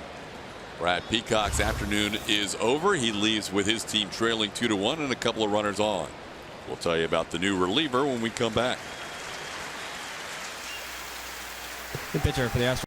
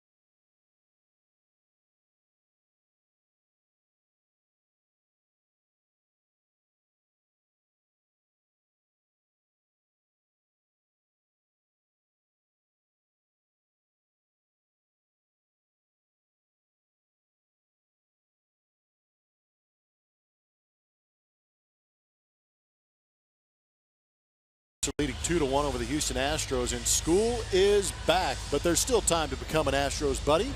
For only $25, members get an exclusive Astros backpack, socks, cap, and ticket vouchers for an Astros home game. Visit astros.com/buddies to buy your membership now. Francis Martes comes on, takes over for Brad Peacock, inherits a couple of runners with one out. 31 of those 52 punch outs in 23 innings pitched in relief. Saw him last on the 17th against the Arizona Diamondbacks. He went an inning, gave up a hit, walked one, punched out one through 12 pitches. Peacock leaves after allowing 7 hits, a couple of walks. Pitching some pretty bad luck today. Not a lot of hard contact, but hits that found their way in the perfect spots on the diamond as Francis Martes starts Matt Olson off with a strike. It's 0-1. Martes is at 8 inherited runners this season. Coming out of the bullpen, and only one of them has scored. And he's ahead 0-2 on Olson.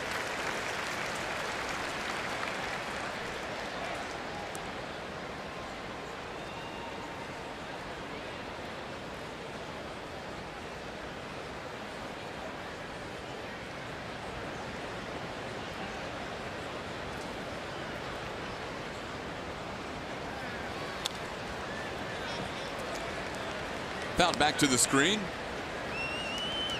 One of those rare games for Brad Peacock where he didn't get any run support. Just 1 run for Brad while he was in there, in 5 innings plus a third of an inning here in the 6th inning.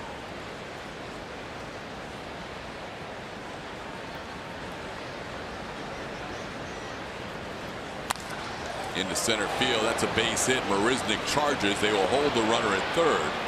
The bases will be loaded with 1 out.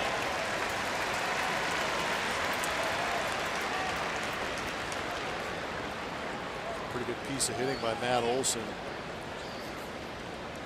Slider from Frankie Tuesday, just lingering over the middle part of the plate. It's a good look at it coming out of the hand of Francis Martes. Got himself in some trouble here. They'll try and work through a bases loaded situation facing the right-hand hitting Chad Pinder.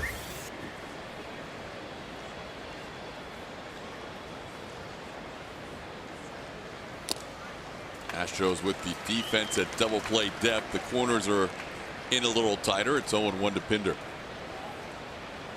Pinder singled and struck out against Brad Peacock.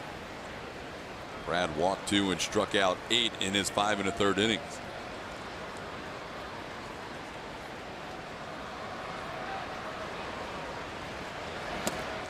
Pops away from Centeno. He gets on in a hurry. It's 1-1. Mentioned the umpires weren't wearing their white wristbands earlier. Yeah, apparently they took him off pending a meeting with Rob Manfred. World Umpires Association had some tweets saying that there is a proposed meeting to discuss the concerns with the commissioner, and to demonstrate good faith pending the meeting, they would take the bands off today. This one gets away again from Centeno. Coming in to score will be Jed Lowry. We'll wait to hear how this is scored, whether it's a wild pitch or a pass ball, but that's back-to-back pitches that popped away from Centeno. That had been square in the glove of Centeno. The first pitch was a bit of a frisbee slider that got away. And I'm not sure if he was not anticipating the movement on the ball, but that will be a passed ball on Centeno. It's unfortunate for the Astros and Brad Peacock. Still responsible for the runner that just scored in Jed Lowry and the runner at third base in Ryan Healy.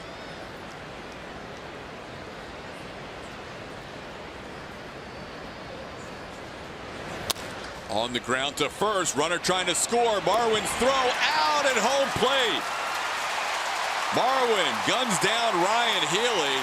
Tag made by Juan Centeno, as that throw took him right into the runner for out number 2.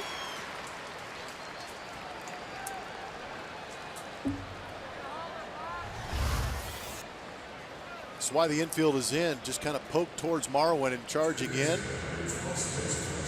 Good throw, takes him into the runner. Should be a great look at it. That throw taking Centeno into the runner.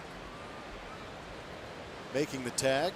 Seems to be okay. And that will be your 3-2 on the put out at home. You got the fielder's choice too. I don't take it that far. I just give him the put out at home. The runner advance. I mean, the runner getting on first base. I'll give him the fielder's choice. Right. Yeah. So a 3-1 fielder's choice for him. But also draw a little line for Ryan Healy being cut down at home. Here's Matt Chapman. And there's a called strike. Runners on first and third with 2 outs.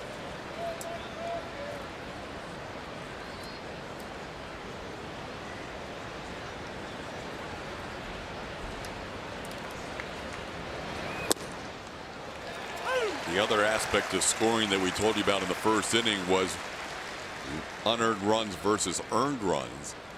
In the first inning, Peacock allowed 1 unearned run and 1 earned run. In this inning, you treat a pass ball as if it was an error in terms of earned or unearned, and this one's going to be an unearned run again allowed against Brad Peacock as Francis Marquez picks up the strikeout to get through any further damage. So 1 unearned run scores, and a nice play by both Marwin and Centeno on that play.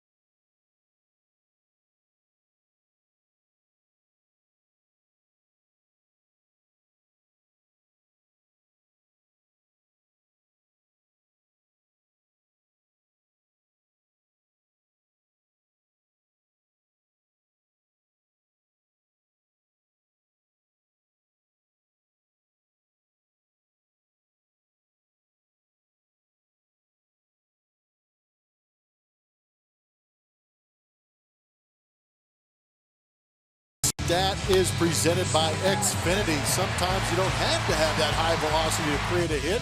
Speed never slumps, as you see George Springer with that little bit of a swinging bunt to get that base hit. Then he backed it up the next AB with that double off the Crawford boxes, just barely staying in this ballpark at 112.2 miles an hour off the bat. Some fun with it. Some exit velo numbers. George takes a pitch inside, almost hits him with the changeup. Astros could use some exit velocity this inning, down 3-1. 2 of the 3 runs charged to Brad Peacock today were unearned. Pass ball and a couple of errors in this game, but only 1 hit for Houston offensively. That Springer fan looking for George to do some damage here to start the bottom half of the 6th. George has walked and also grounded out.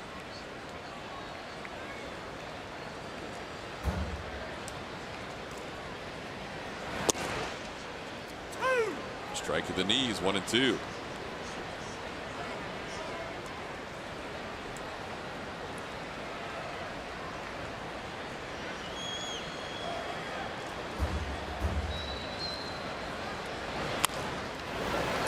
third.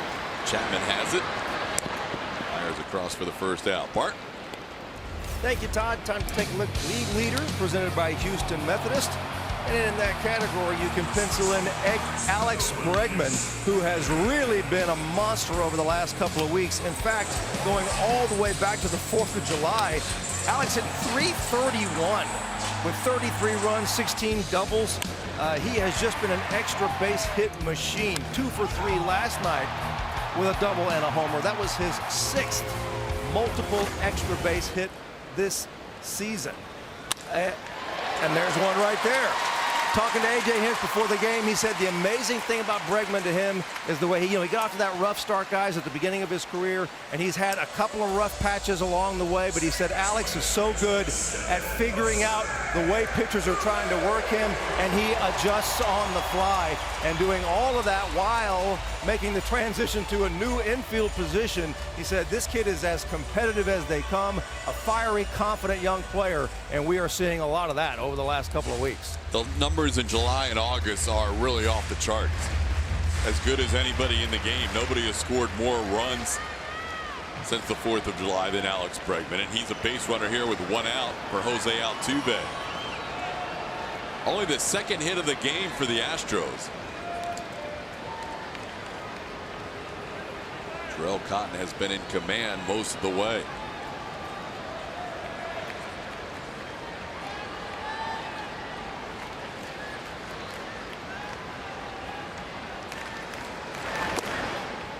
When you think about this homestand, there hasn't been a whole lot of offense in the last 3 games. Even though the Astros won the first 2 games of this series, A.J. Hinch's group only scoring 3 runs on Friday, 3 runs on Saturday, and that was on the heels of being shut out by the Arizona Diamondbacks, namely Patrick Corbin, in Thursday's game.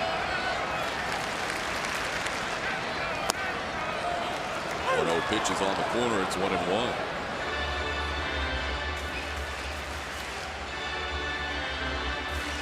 Only 7 runs scored in the last 3.5 games, but the Astros trying to get something going here in the bottom half of the 6th inning.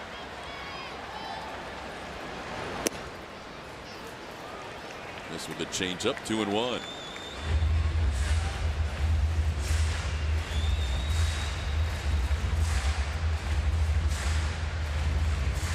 Altuve has popped up and grounded out. Looking for his first hit against Terrell Cotton. He's 0 for 7 in his lifetime matchups. Takes a pitch down low, 3-1.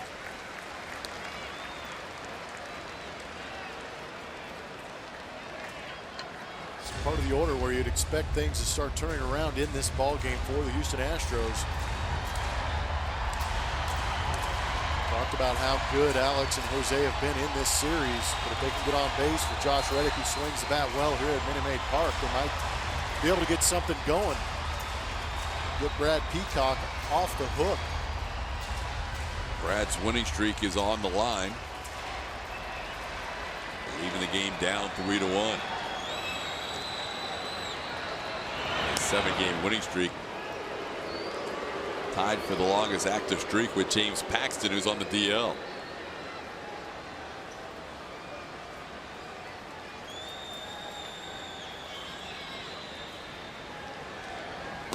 Inside, ball 4. Astros with the tying runs on base and 1 out in the 6th inning. Third walk issued by Terrell Cotton, the first since the 1st inning.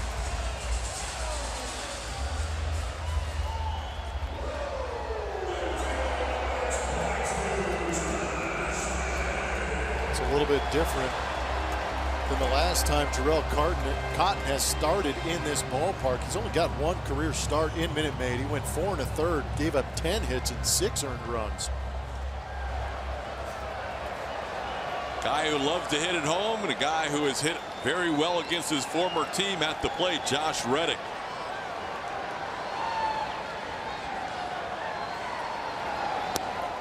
Cross up, Garneau may have taken that pitch out of the strike zone. It's 1-0. Good job of knocking down that breaking ball. It's a pretty good pitch, but Garneau jumping around back there obviously blocks the umpire's point of view and calls it a ball. Astros catch a break on that cross-up. It's 1-0. Reddick walked and grounded out in his 2 previous plate appearances.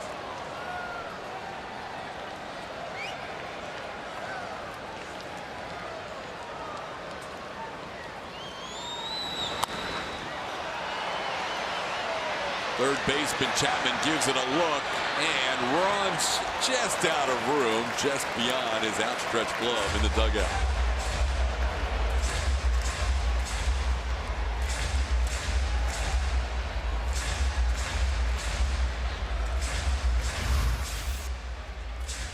Good job by Chapman getting there, but unable to extend just a little bit further. Pretty close.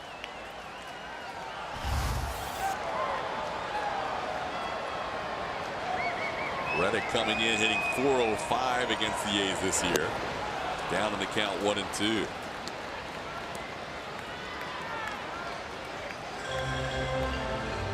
Saw Chris Hatcher in the game Friday night pitch a couple of solid innings. He's warming up in the A's bullpen.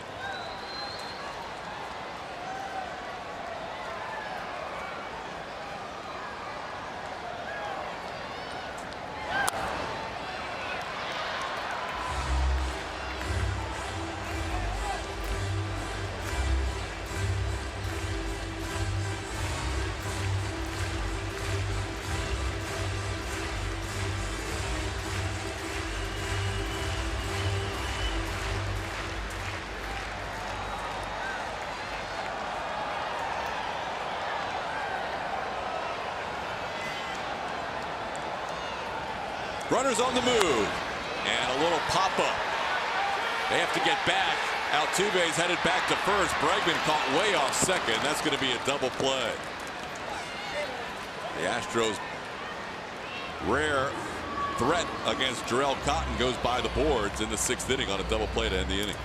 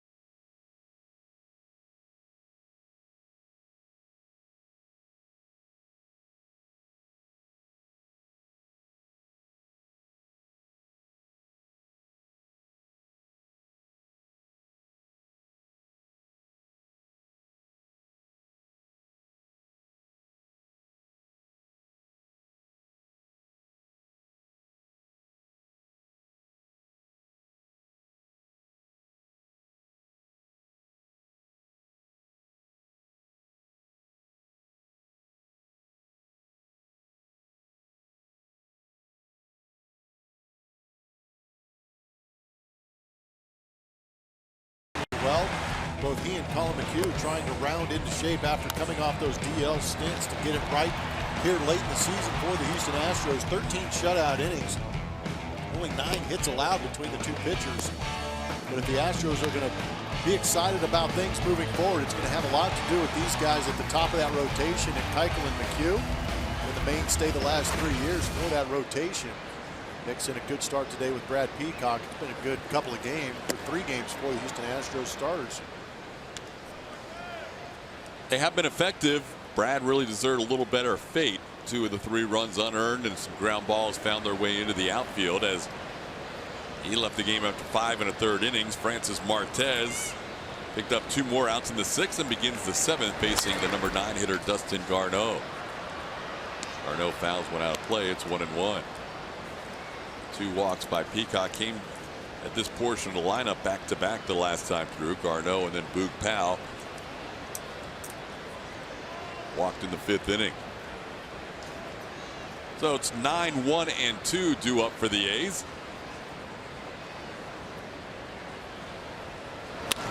And a line drive that's just fouled down the left field side. A's kicking off a 6-game road trip with 3 here in Houston. They will head to Baltimore and play the Orioles the next 3 nights. 2 night games followed by a day game at least at Oriole Park at Camden Yards. Orioles currently tied in their game today with the Angels 4-4 as they play in the 8th inning.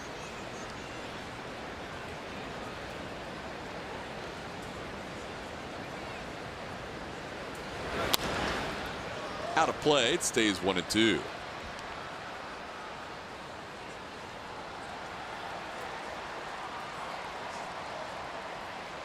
Catch with the cap. Nicely done.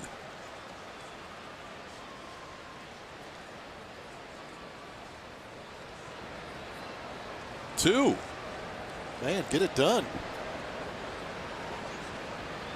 That's a good foul ball day right there. Astros 3-1 on this homestand, and with their record starting the day of 76 wins against 47 losses, they are on pace for 100 wins once again. Kind of been back and forth, ahead of that pace, behind that pace, kind of like what Larry Dierker said at the end of his inning with us yesterday. He said, same thing I told Jose Lima and Mike Hampton about beating my own record, the most wins in franchise history. He wants this 2017 team to beat his 98 team's record of 102 wins. Hopefully the returns of some of these players that have been on the DL will help push the Astros towards that 102 win plateau. To see some guys pitching for Corpus Christi on Tuesday that could make an impact for the Astros down the stretch. Here's a fly ball to right field for out number 1. Talking about that rotation rounding back into shape, there's a guy right there in Lance McCullers they'd like to see back out there. Had an electric start to the season and then has been dealing with injury issues since then. Looking to try and come off that DL, throwing to hitters today. Also good to see Brian McCann and Evan Gattis in those batters boxes too. Yeah, Brevin McGaddis on their way back from the DL. We're going to see probably McCann back right at the end of his 10-day stint. He looks like, barring something unforeseen between now and the end of that 10-day stint, he seems like he'll be ready to go, and that will be in that Washington Nationals series to round out this homestand. Evan will probably get a chance to catch a couple of games, maybe get a DH start at the minor league level as part of a rehab. So Evan will be shortly thereafter, but expect to see McCann before this homestand's over. And then hopefully we'll see Lance McCullers sometime with a couple of rehab starts in the near future. But there's going to be 3 Astros relievers that are going to be pitching Tuesday for Rodney Linares at Corpus Christi. Tony Sipp, Will Harris, and Michael Feliz are all going to get an inning. So AJ will be paying attention to their results and hoping to see them back sometime in the near future. No timetable placed on Carlos Correa, but today he took some swings underneath against the machine and faced some pretty good velocity, so that's a good sign.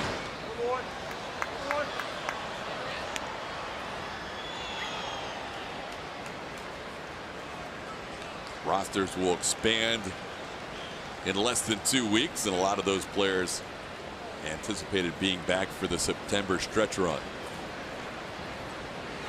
3-2 pitch past J.D. Davis on the left side. Boog Powell has been on base all 4 times today. 3 hits and a walk.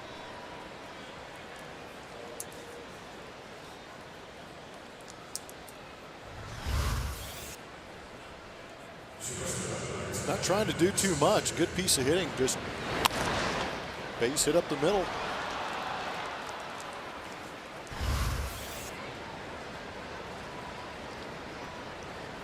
9 hits for the A's, 1/3 of them from their leadoff hitter. Here's Marcus Semien.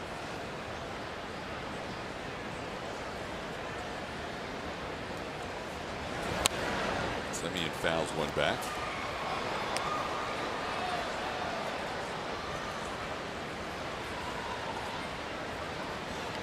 Marcus is 1 for 3. Had that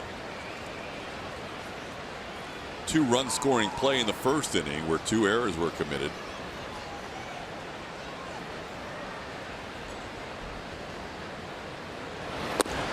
That is a strike at 97. It's 0-2.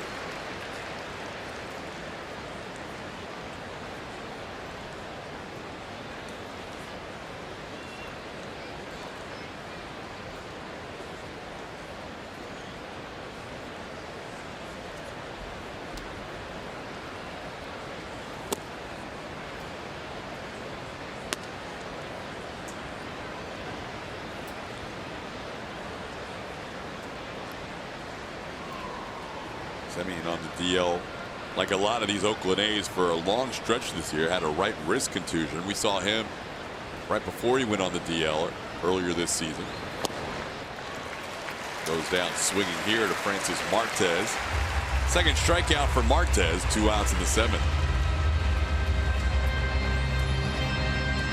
Astros pitching now with 10 strikeouts in the game.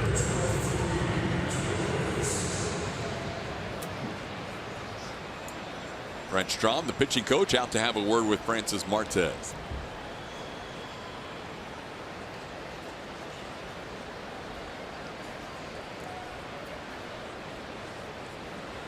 Make your mark at Minute Maid Park with a customized brick that will welcome fans into the ballpark for seasons to come. Order your commemorative brick now at astros.com/bricks.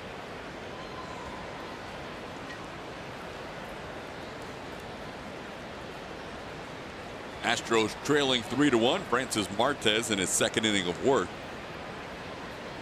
Facing the number 3 hitter Matt Joyce.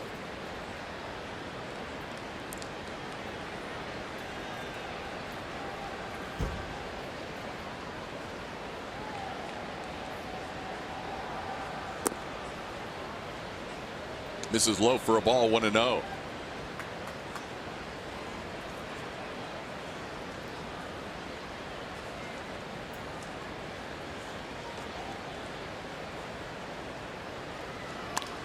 Little half swing, and that's going to be a fair ball down the left field side.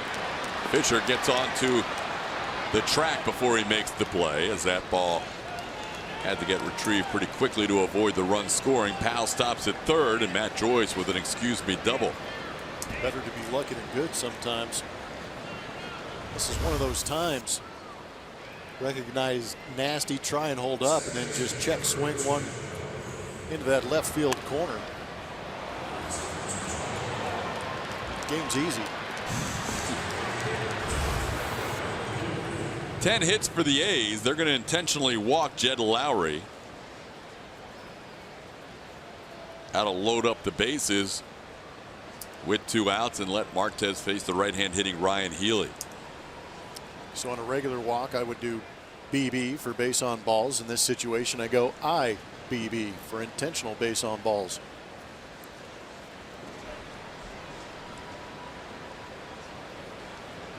Healy's been on base a couple of times today against Brad Peacock, an infield single and a single to left, 2 for 3.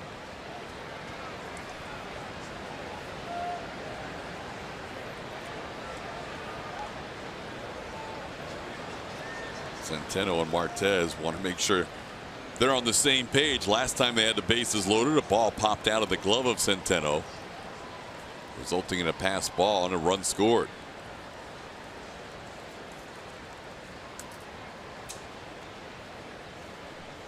Joe Musgrove, who pitched the 8th inning in last night's game, warming up.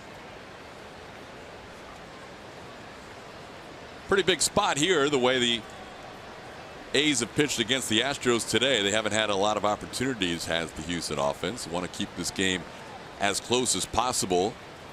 A's out hitting the Astros 10-2. In the dirt, 1-0.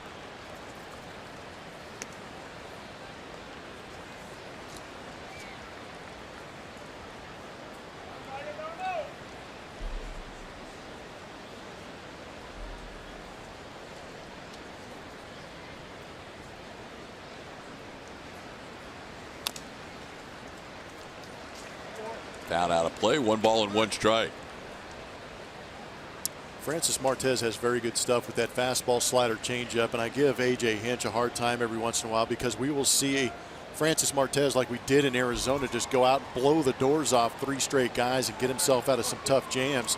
And then there'll be times that we see like this where it's been a walk, a base hit, things kind of get out of control.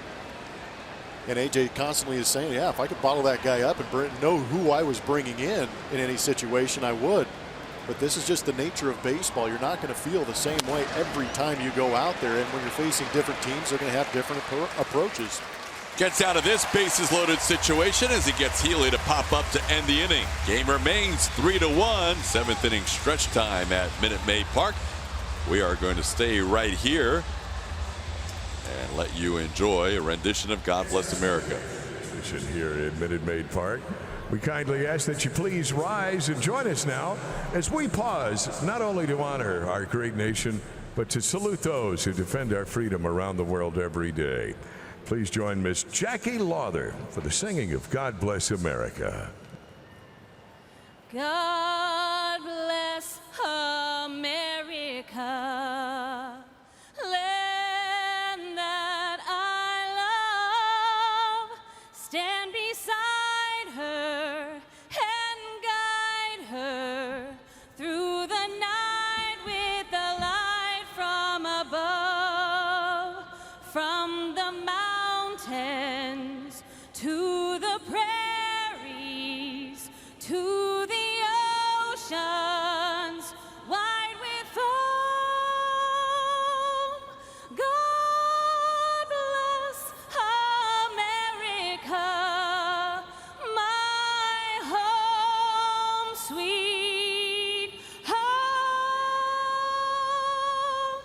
God bless America, my home, sweet home.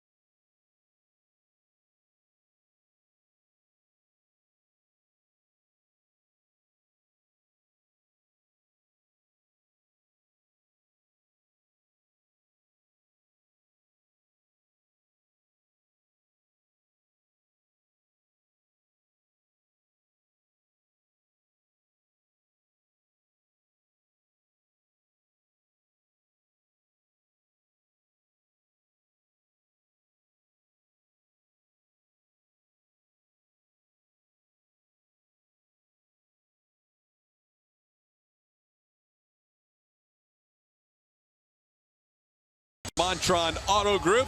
3-1 game in the 7th inning stretch here. Terrell Cotton has been very good in this one. 6 innings, a couple of hits, 3 walks, only 1 run allowed. Boog Powell's been on base 4 times. The old Little League home run in the 1st inning gave the A's 2 runs. 81 straight games with an extra base hit for the Houston Astros. That's half a season to you and me. So we head to the bottom of the 7th. Astros needing some base runners.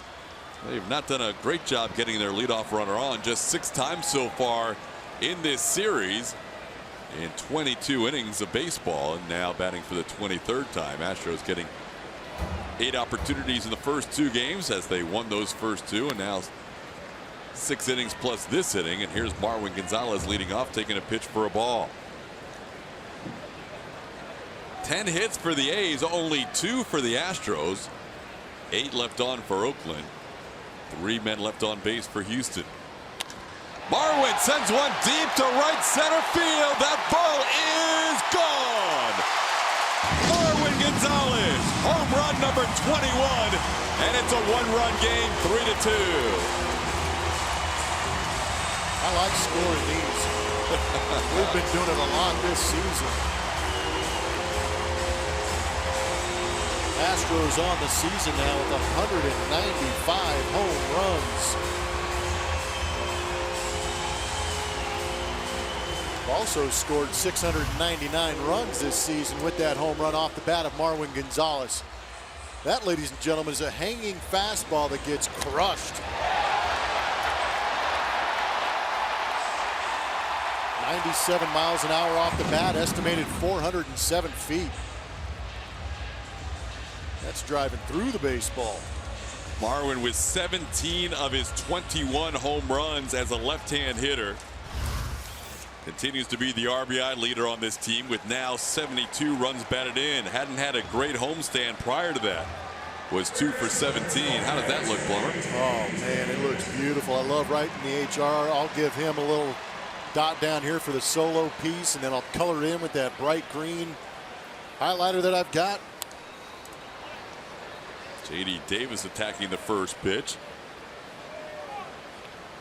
The guy has a pretty good exit velo and relatively, if it's a 450-foot bomb, I'll usually write that in the corner somewhere too. That one I'm just going to admire in its simplicity of being a solo shot. On the ground to third, Chapman makes the play for the first out of the 7th inning. What do you have, Kevin? Just going to show you my home run. There it is right there. See the green dot is for the RBI solo home run for Marwin Gonzalez. Now we'll write a 5-3 right here. He's done a good job keeping score today. Nice. Now the people at home just got dizzy. There you go. Well, it hasn't been as much activity on that side of the ledger as you'd like with the Astros batting. It is the 7th inning on, so it could get crazy here pretty quick. Derek Fisher, the batter. Fisher has a nice little run going in terms of reaching base. He'd like to extend that. And on base 23 out of the 24 games he has started as a major leaguer.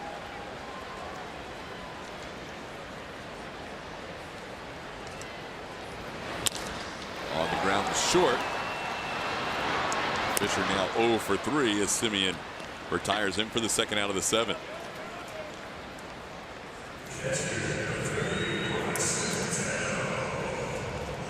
Two outs, base is empty, and Juan Centeno will be the batter. He's flied out to left and flied out to center. Astros this year have 11 victories when trailing after 6 innings. They trailed 3-1 after 6 today. There's a ball into left field. It's a base hit off the bat of Juan Centeno. He will turn first and hold on as Joyce able to get to the ball pretty quickly. 2-out base runner, Juan Centeno.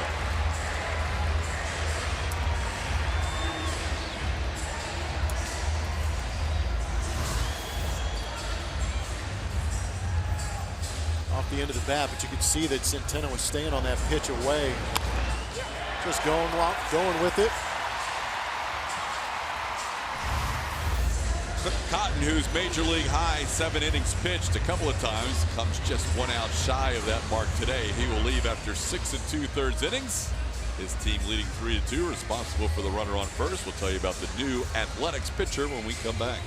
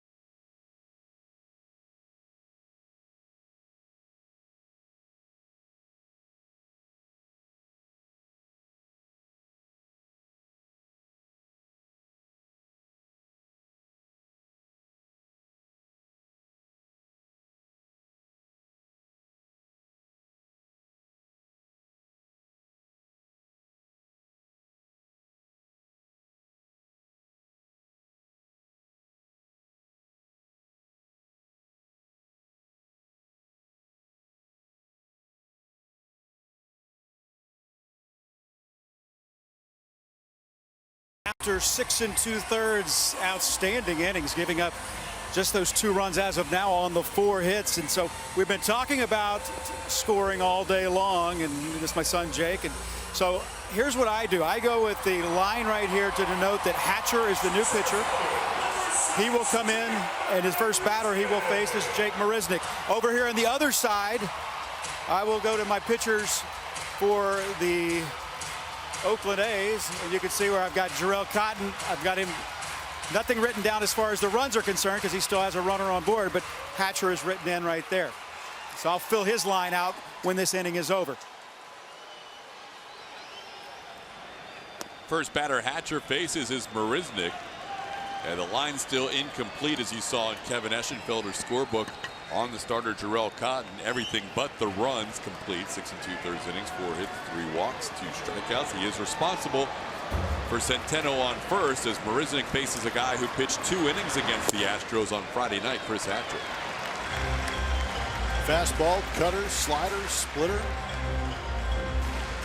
Since being acquired, being used frequently by Bob Melvin, the manager of the Oakland Athletics.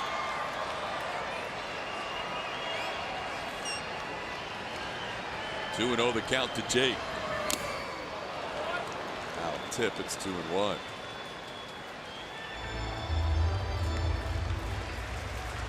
Went 2 innings in that outing here against the Astros. Gave up 1 hit, nothing else. Jake staying in there against Hatcher, a right-hand pitcher. Hatcher actually has reverse splits. He has been tougher on left-hand hitters in his career than right-hand hitters. One of the reasons why Carlos Beltran remains on the bench with a righty coming out of the bullpen. Jake with a 2-2 count.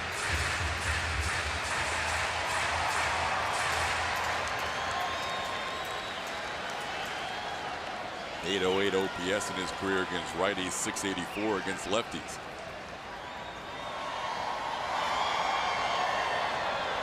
Jake does hit well at home. Had a double and a run scored his first time up. Into right center field. That's going to be a hit. Juan Centeno heads to third. Astros with runners on the corners, down 1 in the bottom half of the 7th.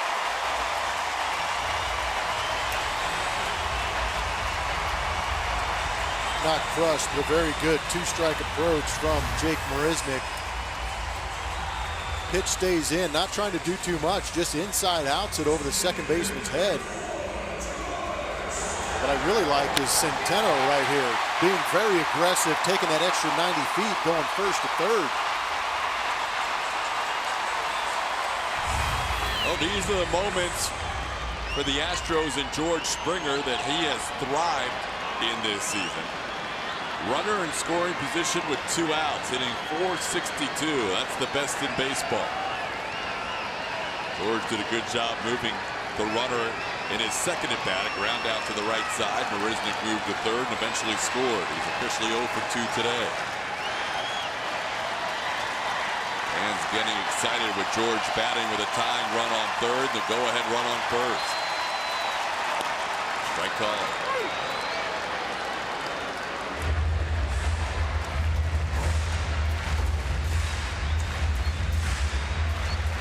Hatcher was able to get Springer to ground out when they met on Friday.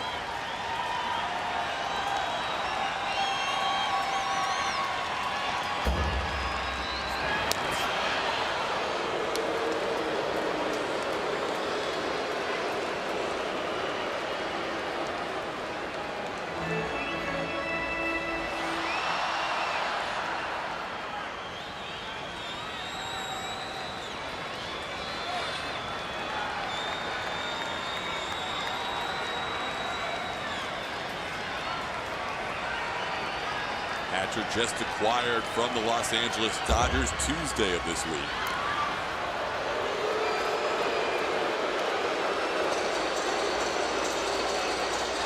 Didn't really have a role with the Dodgers, was not finding time out of the bullpen for Dave Roberts. They moved him to the A's, and he's pitched in 2 games in this series.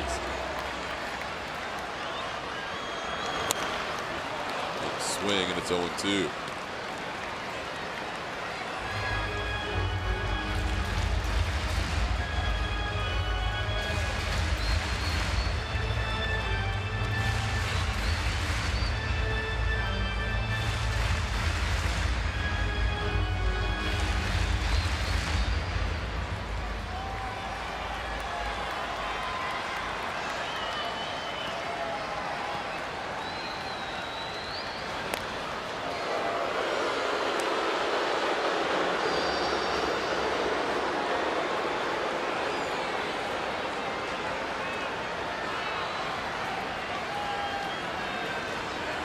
Centeno on third represents the tying run. Marisnick on first, the go-ahead run. Astros haven't had a ton of runners in scoring position today. George down to the count 0-2.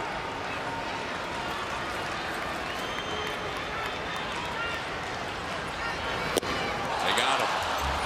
Hatcher strikes out Springer to end the inning. So 2 left on. We are through 7 in a 3-2 game.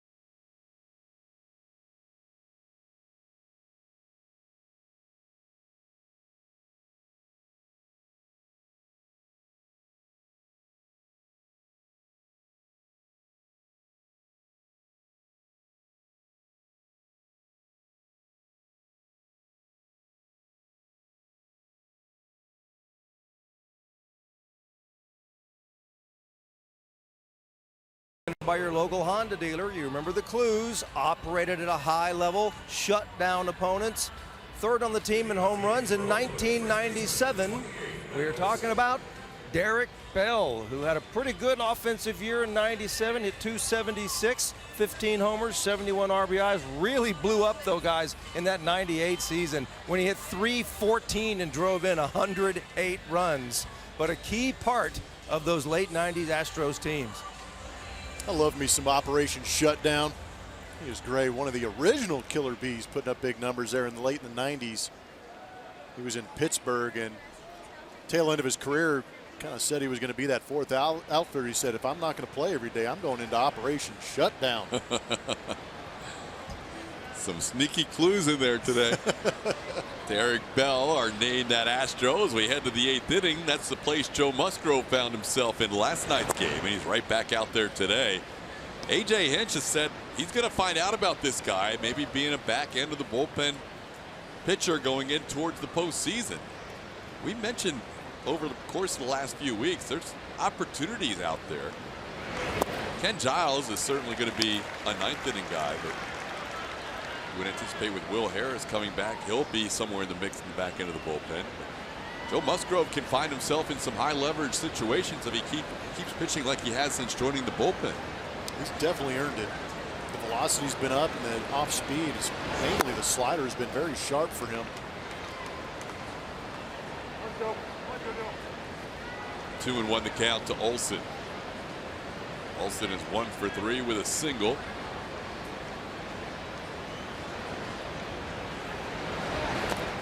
That ball hits him on the foot with the slider. And Olsen, leadoff base runner, hit by a pitch. After scoring at home, which a lot of it people sound like it is, I put HBP.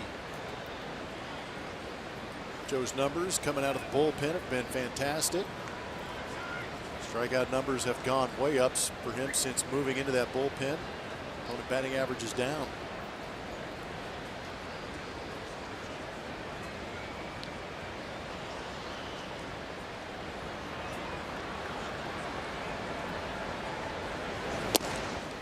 A.J. Hinch brought up an interesting comp today, talking to the media. Not necessarily trying to say he is where Wade Davis is. Wade certainly accomplished a lot more for a longer amount of time, but in terms of going from a starting rotation to the bullpen and adding miles per hour to that arsenal, Joe Musgrove doing some similar things that you saw with Wade Davis with the Kansas City Royals. Today's another test for Musgrove, and then he goes back to back for the first time. And it's also day game after a night game.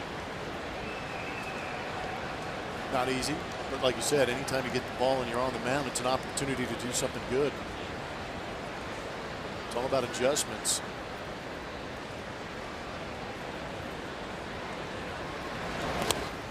Ball in the dirt, gets away from Centeno, and that's going to allow Olsen to take second base. So hit by pitch and a wild pitch, advancing the runner. And AJ is going to test these guys, and it's good to be able to test these guys in a situation where you've got time to maybe endure the mistake if you're going to have any. He's got a couple of guys backing him up in Clippard and Liriano who are starting to get loose. But what I mean is that there's enough of a buffer between first and second place in the American League West that he can challenge Joe and see if he can make the adjustment and pitch on back-to-back days rather than having to do it in a clinching situation or a playoff situation where you might have a little more at stake. In the air to center field, Olsen's going to tag. I would be surprised if he challenges Jake here. He won't. Jake, just for the fun of it, makes a strong throw. Out number one. Two guys who pitched in last night's game, two of the three guys, Tyler Clippard and Joe Musgrove. And Clippard's obviously got the track record with that career ERA right around 3, and Joe trying to figure things out. But why not, if you're Joe Musgrove out in that bullpen with a guy like Tyler Clippard, pick his brain a little bit. We talk about hitters picking Carlos Beltran's brain about how to hit in the big leagues. It's a great guy to talk to for Joe Musgrove, and Tyler Clippard get some advice. I thought it was interesting to see Francisco Liriano say he's been talking to some of the young guys even about that transition from starter to bullpen, because the reality is almost all guys in the bullpen have started at some point in their career as a starter, and even more recently for a Musgrove and a Martez, and this year with Francisco Liriano, all those guys starting games this year and moving to the bullpen. And there is a little bit of a difference, you know, for Liriano too, getting used to that hurry up and be ready in a shorter amount of time role. All those guys that pitched in yesterday's game either in the game right now or warming up. 0-2 pitch, chopper towards third. J.D. Davis waits back on it, fires across, and that is an out. Matt Chapman retired on the ground, out 2 away.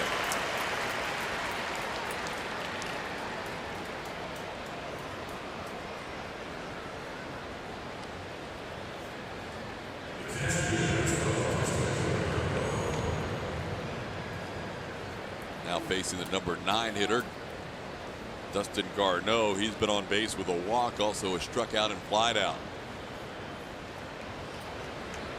Francis Martez pitching an inning and 2/3 behind Brad Peacock, who went 5 1/3 today. Joe Musgrove trying to get through the 8th, pitching in back-to-back days for the first time in his career. Swing and a miss, gets past Centeno. Some extra bases in this game. We've seen a wild pitch, a pass ball. We'll wait to see how that last one is ruled.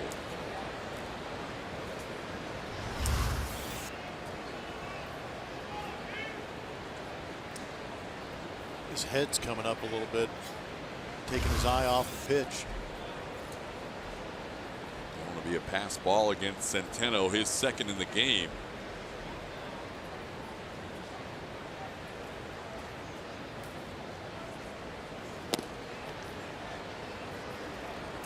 So if you're scoring at home, he already had the runner at second base, and he would move over here up in the upper left-hand corner. For me, I would put the PB, signifying that he advanced that extra 90 feet on the passed ball.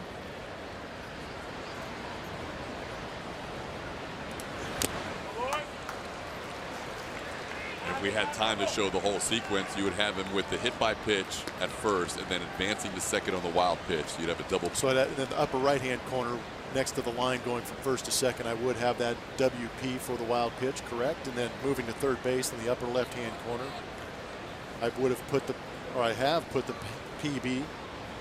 If he had stolen that base, that's where I would put the SB also to signify that he stole third base. Now Musgrove trying to keep him at third and get the final out of the inning. He's ahead 1-2 on Dustin Garneau. Astros have trailed since the top of the first inning. Down 3-2 in the eighth.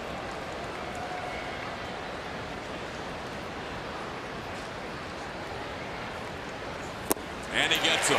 Musgrove picks up a strikeout to end the eighth inning. Joe looking good on back-to-back days. It's still a 3-2 game.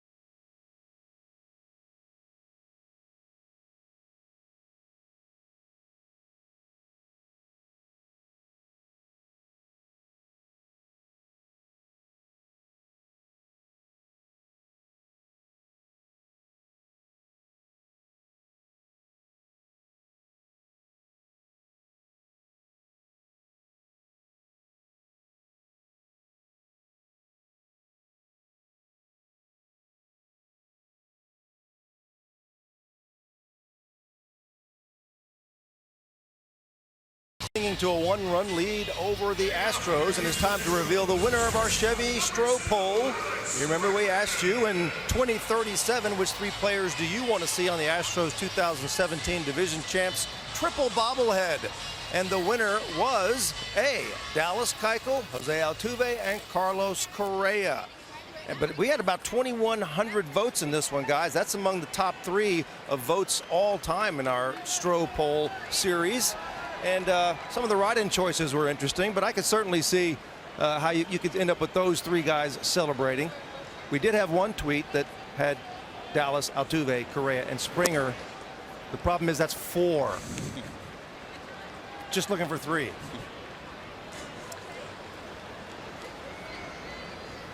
That'll be fun. Fun to see what might happen this year. 6 weeks to go. The season ends 6 weeks from today. As Alex Bregman leads off, 1-1 count against Chris Hatcher. Astros with a 13-game lead over the Angels with 39 games to play. The Angels are leading in their game in Baltimore in the ninth inning, 5-4.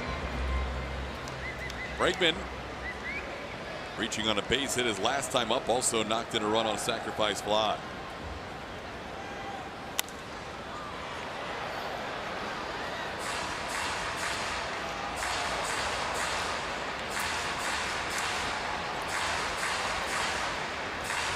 Alex, Jose Altuve, and Josh Reddick, double barrel action in the A's bullpen. Daniel Coulombe is the lefty on the right side of your screen, and Blake Treinen, who's been saving games since being acquired from the Washington Nationals, the right-hander.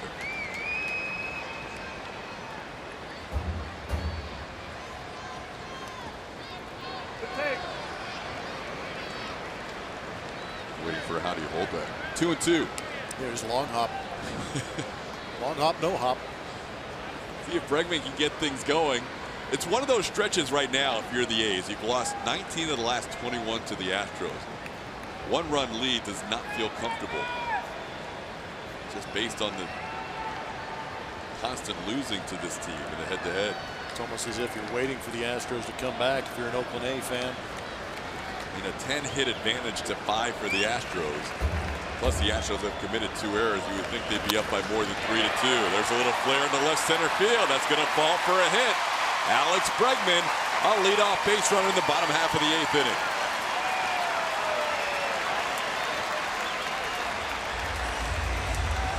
There's a start. This is why you continue to fight through ABs and try and put the ball in play. With 2 strikes, good things can happen. Good job by Alex staying through the zone a lengthy amount of time to be able to stay through that and turn that tough pitch into a hit.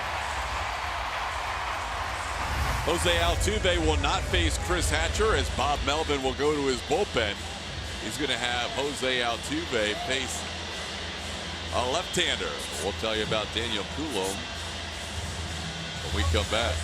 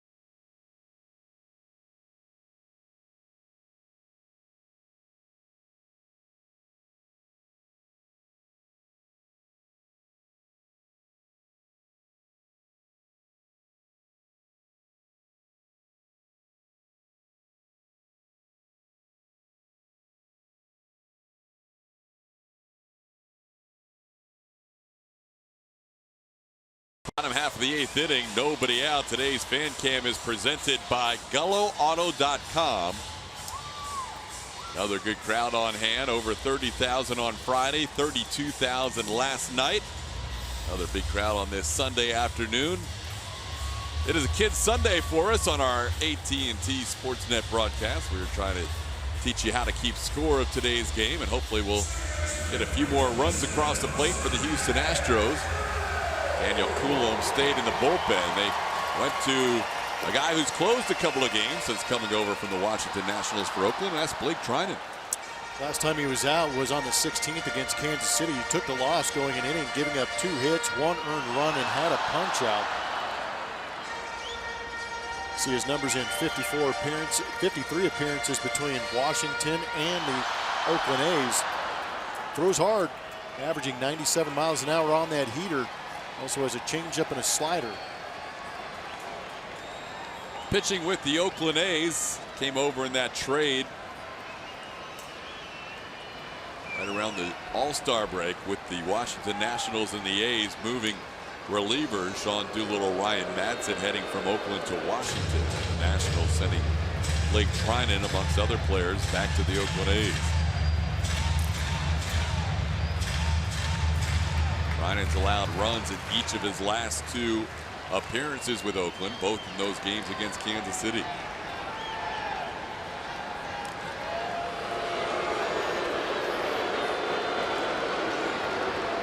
I mentioned Francis Martez's success this year with runners inherited. Trinan, since joining the A's, has inherited 9 runners, and 6 of them have scored.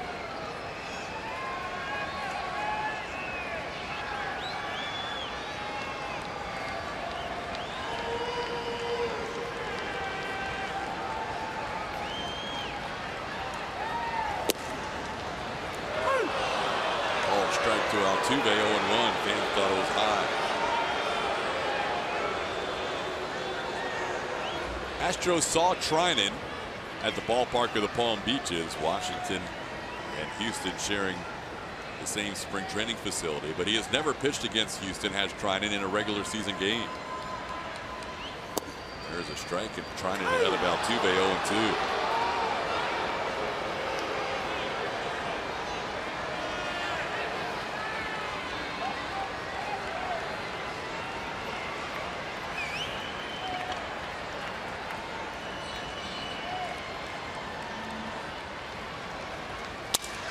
Back to the mound. Trinan to short for one. Bobbled by Simeon. That'll allow Altuve to reach. They get the out at second. Should have been a double play. Should have been. That thing handcuffed Marcus Simeon. Get a good look at it. Watch the hands of Simeon. The reason I say handcuffed, literally looks like he got handcuffed together with both hands at second base. Right here, locked him up. Hit him right square in the glove. Was unable to secure that. Let's make sure he gets that first out. He does get that first out, but unable to turn it with the drop. We'll see if the Astros can take advantage. Josh Reddick, the batter, he slices one foul. Josh looking for his first hit today. A walk his first time up, a ground out. And then with the runners moving, he popped up into a double play his last time up.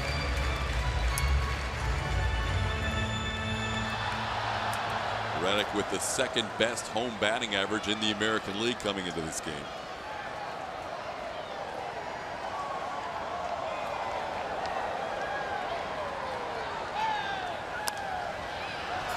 Trinan ahead 0-2. He's going to go on the concussion DL again, self-induced. He was extremely frustrated after the pop-up double play his last time up. That's his reaction after fouling off that 0-1 pitch.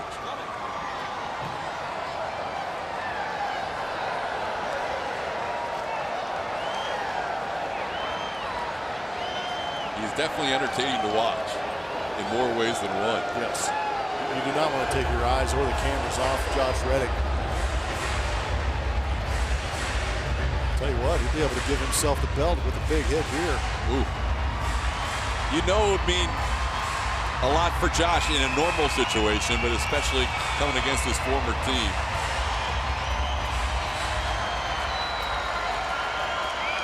Trinan has thrown 5 strikes in the first 5 pitches.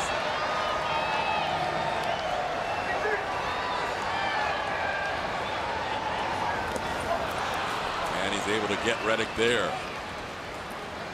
Reddick strikes out for out number 2.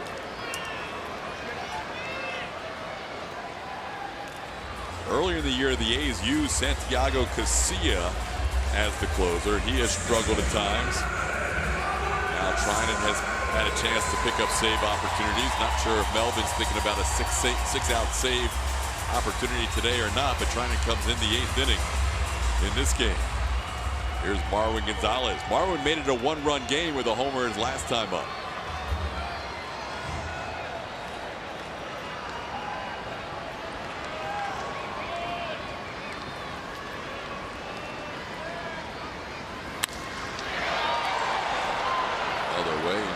It's 0-1. It's a pretty live arm in Trinan. Power slider at 88 miles an hour. That last pitch at 97.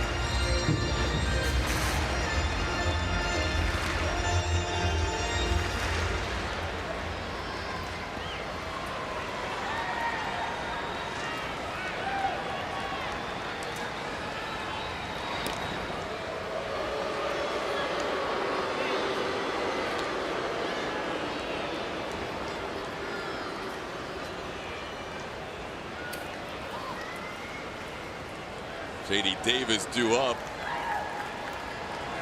Yuli Gurriel has grabbed the bat as a pinch hitter, headed to the on-deck circle.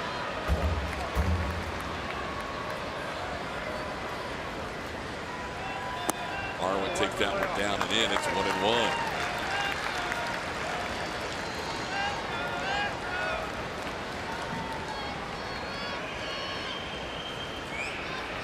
There's Yuli. Didn't get a start today, but if Marwin can reach base, he'll get an opportunity to hit. in the 8th inning of a 3-2 game.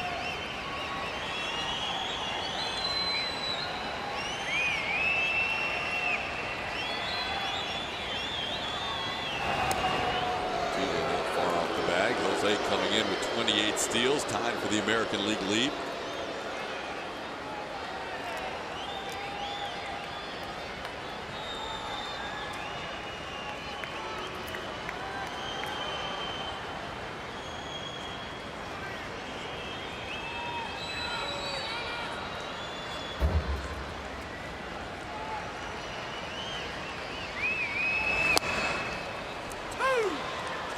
Continues to find the strike zone. He's ahead 1-2. He got ahead of Altuve 0-2 before he got a ground ball back to the mound. Got ahead of Reddick 0-2, and now he's 1-2 on Marwin Gonzalez.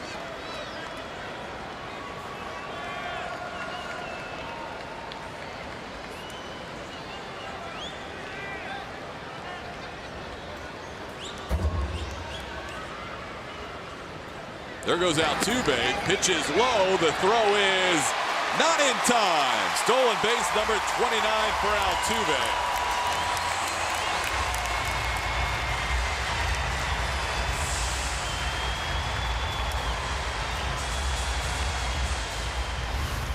Altuve running himself into scoring position right here. You see him peeking in with 2 strikes on Marwin. Good job by Altuve. Altuve takes over the American League lead in that department. It's a good little scissor kick with the spikes to the shin of Marcus Semien. Well played, Altuve. Now it's 2-2 on the guy who's leading the Astros in RBIs this year, Marwin Gonzalez. He has come up in some big moments for Houston. 72 runs batted in, 21 home runs.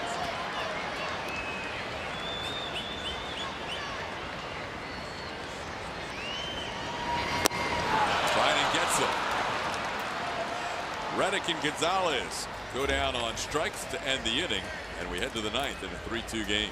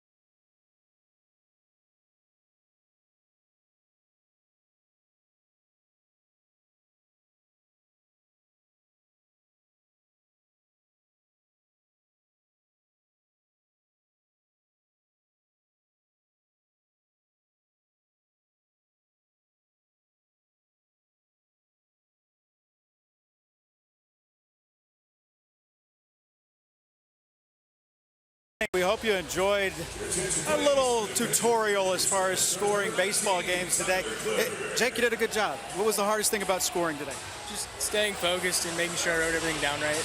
And we didn't write everything down right, but we got pretty close. And if we can figure out what it's all about, I'll have it all figured out by the time the post-game show comes around. I can promise you that. But there's a look at what the, and I didn't touch it. It's pretty good. You inherited my handwriting. Guys, I'll send it back to you. All right, Jake, Kevin, nice job today keeping score on our Kids Sunday, learning how to keep score of the game of baseball. And if they would continue on in the 9th, they would put a little line in a new pitcher for the Houston Astros, Tyler Clipper. New acquisition for the Houston Astros. He has appeared in 3 games so far for the Astros, pitching in 2 2/3 innings. He has yet to give up a run in that Astros uniform. fastball and a couple of different off-speed pitches, namely the changeup and the split finger. Facing the top of the order, Astros trying to figure out a way to get Boog Powell out today. He sends one high and deep down the right field side, but foul into the second deck. And a young fan with a souvenir. And that young fan just threw the ball down into the first deck. It's a pretty good hose, too. That was not a gentle toss. Souvenir did not last long. Wow. Long strike. 0-1. And that's a section you're not anticipating getting a foul ball, and that young fan actually had one and thought he had to throw the ball back to the field. 1-1 the count. Dad may have broken his hand to get it. Hal around to bunt, takes it outside for a ball. 2-1. Boog Powell, no relation to the Orioles slugger. Started his career being drafted by the A's. 3 trades later made his way back to Oakland. From Oakland to Tampa Bay to Seattle, and then Seattle earlier this year back to Oakland. Over the course of 5 years, Centeno gives it a look, kind of runs into our camera and our microphone. That was live and in person audio as Centeno tried to make the play in the camera well.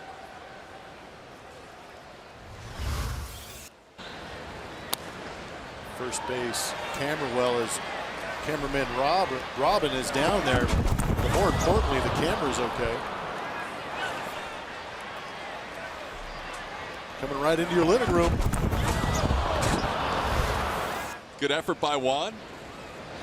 2-2 pitch. They finally retire Boog Powell. At least they will if Centeno makes the throw, which he does. Clifford strikes out the leadoff hitter for the Oakland A's. Oh, wow. It's going back. How to keep score in 1963. Right out of the old program with the Colt 45. Very cool. Force out was FO, not fielder's choice. That's a little different. We had a lot of fans tweet us. We did. Pretty great to see. A lot more fans that were learning how to keep score too. So hopefully the tutorial a little bit educational for you on this day of learning how to keep score on a Kids Sunday. It's a 3-2 game in the 9th inning. Marcus Semien swings through that pitch from Clifford. It's 1-1. Clifford, like Joe Musgrove, working on back-to-back days. Tyler, in recording a save for the Astros in last night's game, did something that hadn't happened in the major league since 1970. Ground ball back to him. Clifford makes the toss for out number 2. Clifford has saved a game this year for 3 different teams. Saved a game with the Yankees, saved 2 games with the White Sox, and last night saving a game with the Astros. Last person to do that was Ted Abernathy in 1970. 47 years ago, the last time a pitcher has saved games in the same season for 3 different teams. It's only happened one other time prior to that, Juan Pizarro, the year the save rule came into existence in 1969.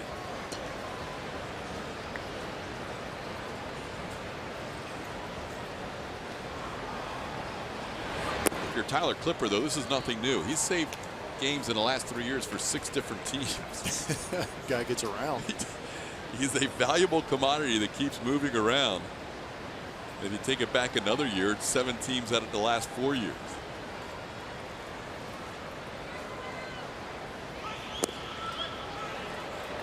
No, that was kind of one of those under the radar moves because it happened with the team playing in Arizona. You know, Clippard had pitched for the Chicago White Sox, a team that wasn't going anywhere, and he could end up being a nice valuable piece to this bullpen puzzle. Misses the choice. Is 3-0. No, he creates depth, and obviously pitching late in ball games benefits him and the Astros.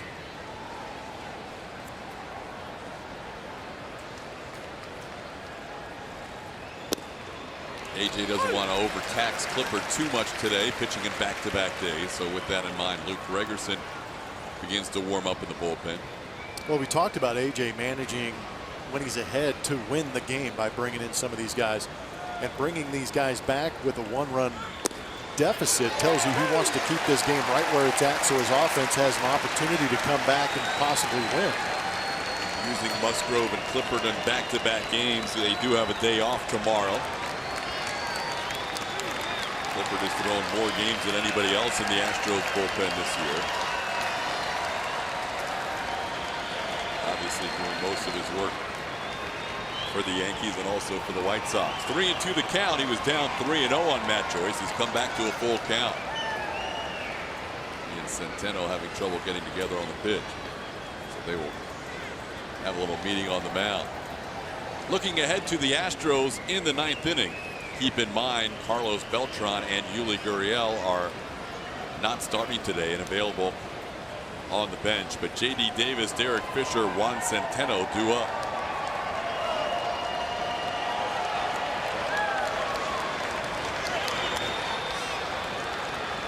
And there is nobody warming in the Oakland bullpen. We talked about their sense of urgency, having lost 19 of 21 against the Astros. Bob Melvin is going to stick with Blake Trinan, looking for a 6-out save today.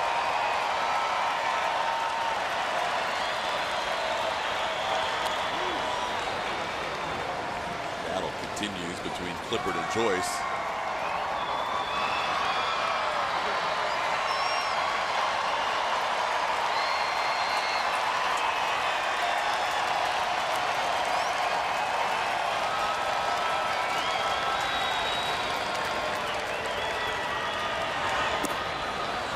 Good battle by Joyce, and he draws the walk.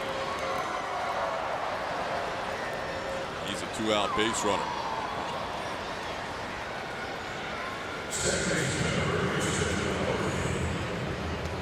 Here's Jed Lowry.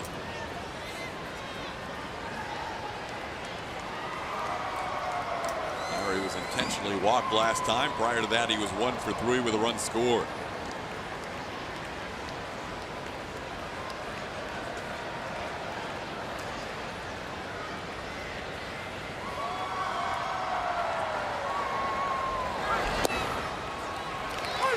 Lowry faced Clippard in last night's game and reached on an error. Clippard eventually got a strikeout and then a game-ending double play that was overturned after a review. It was the 6th double play turned by the Astros in the game Saturday.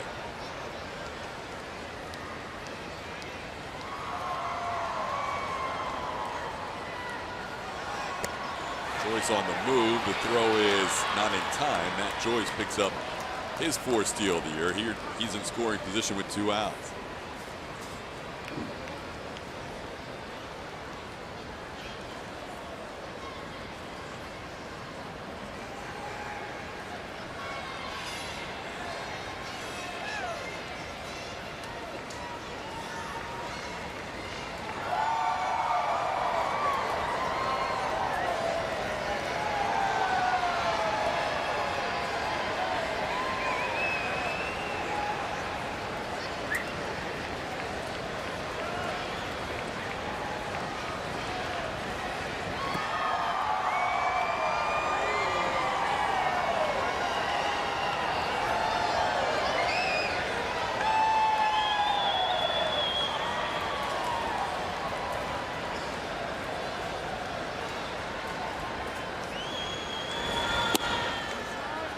A little inside. It's 2-1.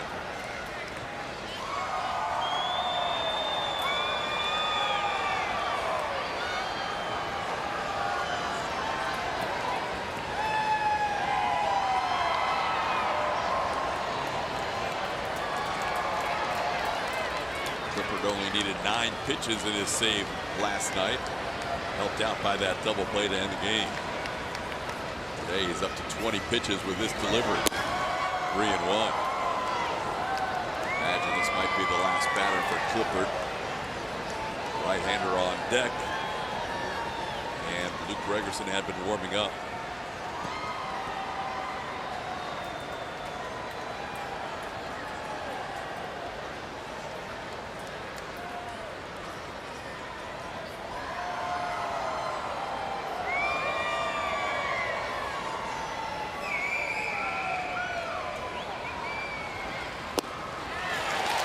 1-2. Good changeup. 3-1 count.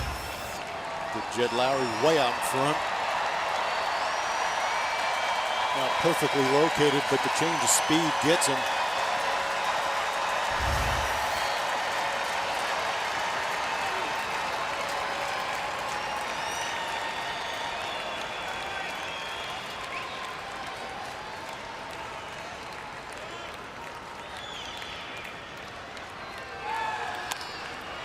To right field, Reddick on the move, and he reaches out and makes the play on the run. Tyler Clippard gets through the 8th. The Astros down 1, heading to the bottom of the 9th. J.D. Davis, Derek Fisher, Juan Centeno, 2 up.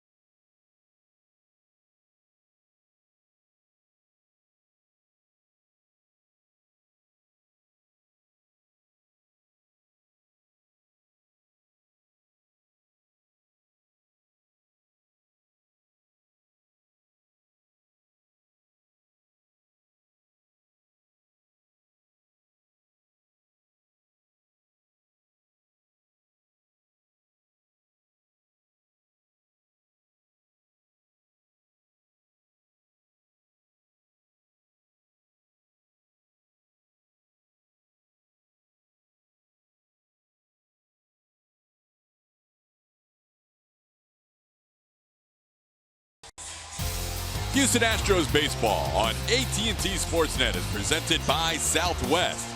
Yes to low fares with nothing to hide. That's transparency. And by Toyota. Let's go places. Chad Pinder was the helping assistant. The acrobatic act of one orbit before the game. We head to the bottom half of the 9th inning.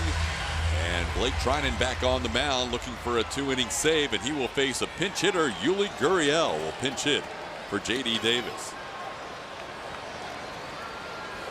Yuli has started 103 games, not a lot of opportunities to pinch hit, just his second pinch hit at bat. Takes one up and in for ball 1. Trinan threw 9 of 11 pitches for strikes in his 8th inning. Recorded 3 outs of the 3 batters he faced.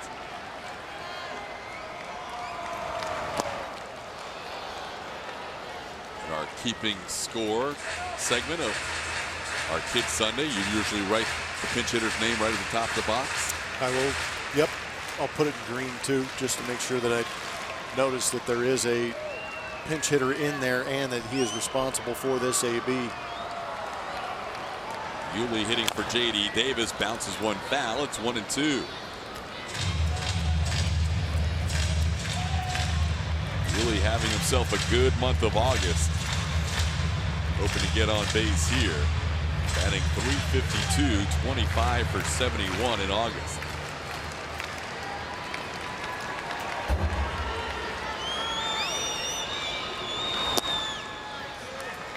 Lays off that pitch. It's 2-2.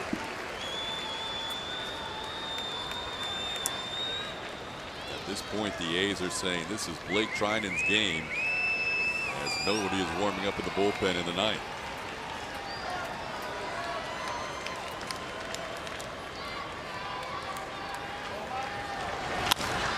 Towards short, Simeon takes his time, makes the throw, and Yuli retired for the first out of the 9th.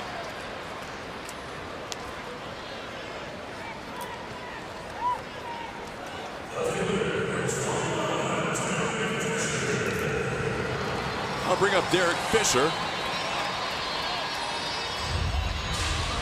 Fisher 0 for 3 today, has grounded out a couple of times and lined out to center field.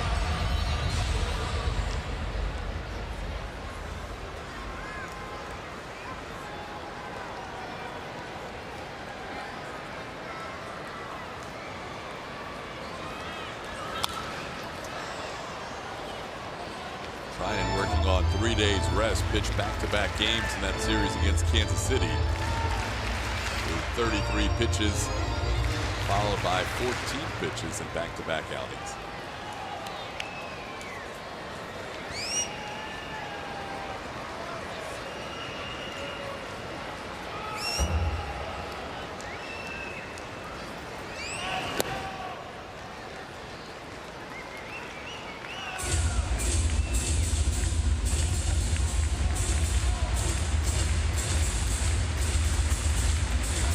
Gave up home runs to a couple of left-hand hitters in that first game against Kansas City, Eric Hosmer and Mike Moustakas. Facing left-hand hitting Derek Fisher with the lefty Juan Centeno on deck. Down and in, 2-1.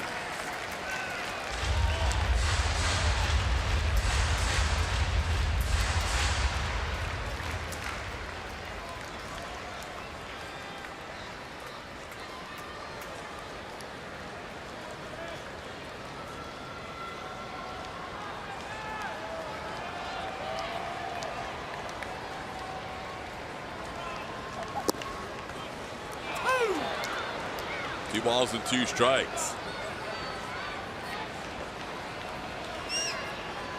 Some easy cheese from trying at 98 miles an hour.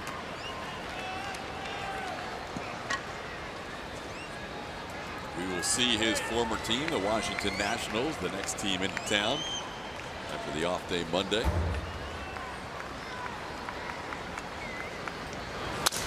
Broken bat. Ryan has it. He'll underhand it to first, and that's 2 outs. Astros down to their final out in the bottom half of the 9th inning. Juan Centeno was due up. Carlos Beltran is going to get a pinch hit appearance. Scoring the game from section 133, John G. at the game last night. It's a pretty solid effort. Looks like he left his autograph up there on the top, too.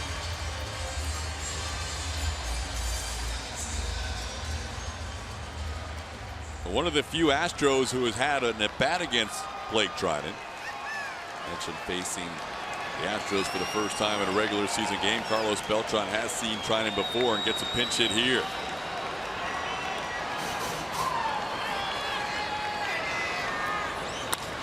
Opposite field base hit for Carlos Beltran, keeps this game alive. Beltran on 1 pitch, a single to left field, and the Astros bring the winning run to home plate. Not wasting any time. The veteran gets a fastball he likes, goes the other way with it.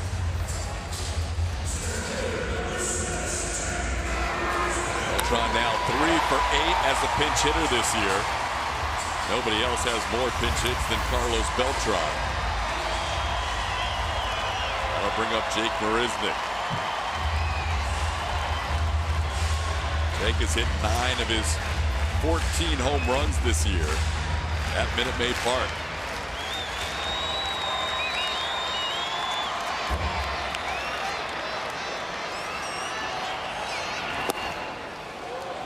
Called strike.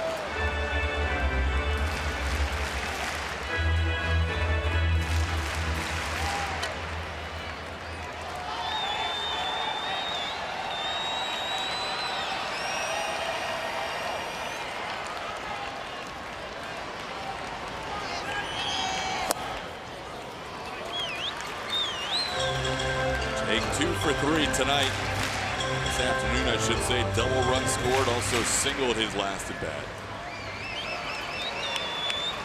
Jake hitting .327 at home this year.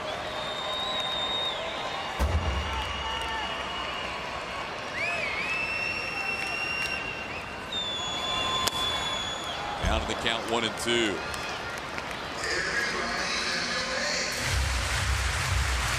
Astros have had 3 walk-offs 2 in the first homestand. 1 to wrap up the last homestand. Juan Centeno provided that honor.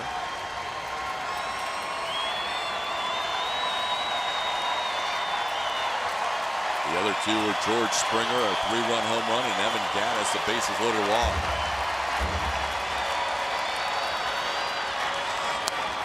Jake stays alive.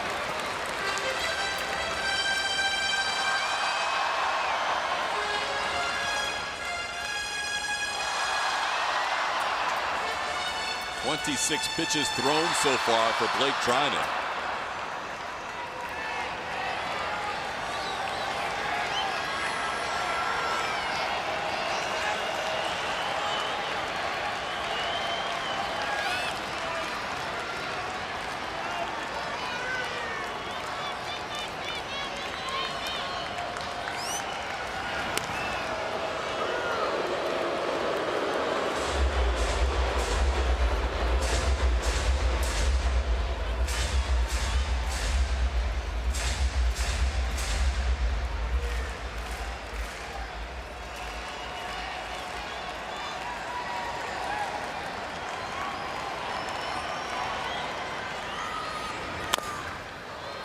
At the plate, foul. It stays 1-2.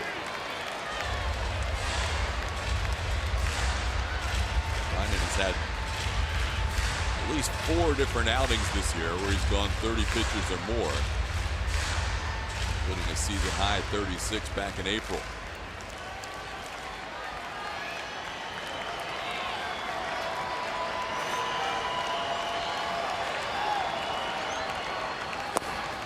Throws him on the inside corner. Blake Trinan picks up a 2-inning save as he gets the last 6 outs of this game. And the Oakland A's, for just the 3rd time in the last 22 games, defeat the Houston Astros. Final score today, Oakland 3 and the Astros 2. Our player of the game is presented by Academy Sports and Outdoors. It's a bullpen for the Houston Astros, keeping this game right where it was at, giving the opportunity for the offense to come back and get it. It was Martez for an inning and 2/3, gave up 3 hits, no earned runs, had a couple of punch-outs. Joe Musgrove had an inning and a punch-out, as did Tyler Clippard, going in there and doing a good job of keeping this game right where it was at. Unfortunately, it didn't turn out the way the Astros wanted. So the Astros 3-2 so far on this 8-game homestand. They take 2 out of 3 over the weekend to the A's, despite losing 3-2 this afternoon. We'll have more, including the post-game show, right around the corner.